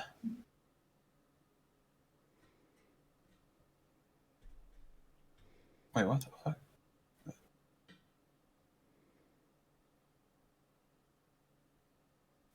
Yeah.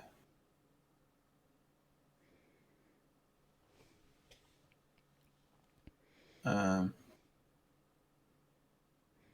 turn.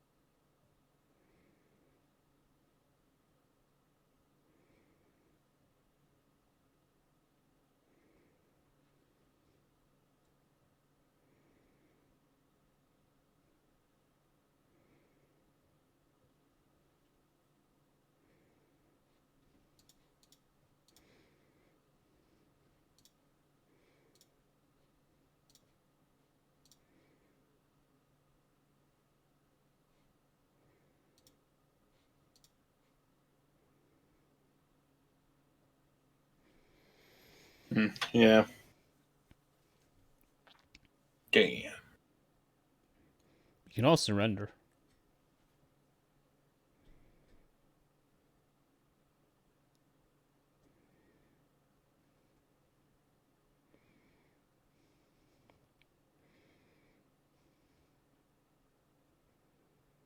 Oh my god, this man played the N-word on me.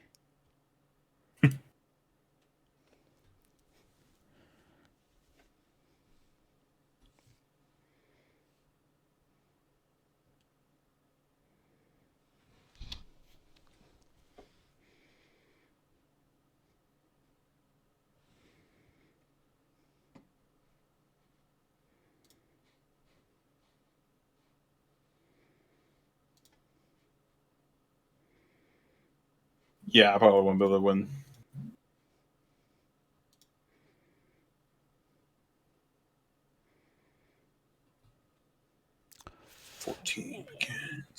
Well, Nick's still around, dude.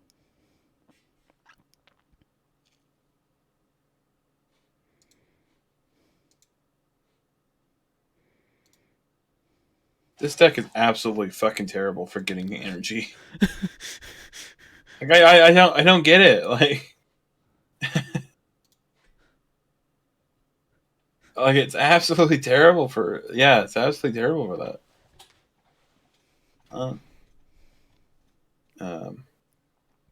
Yeah, there you go.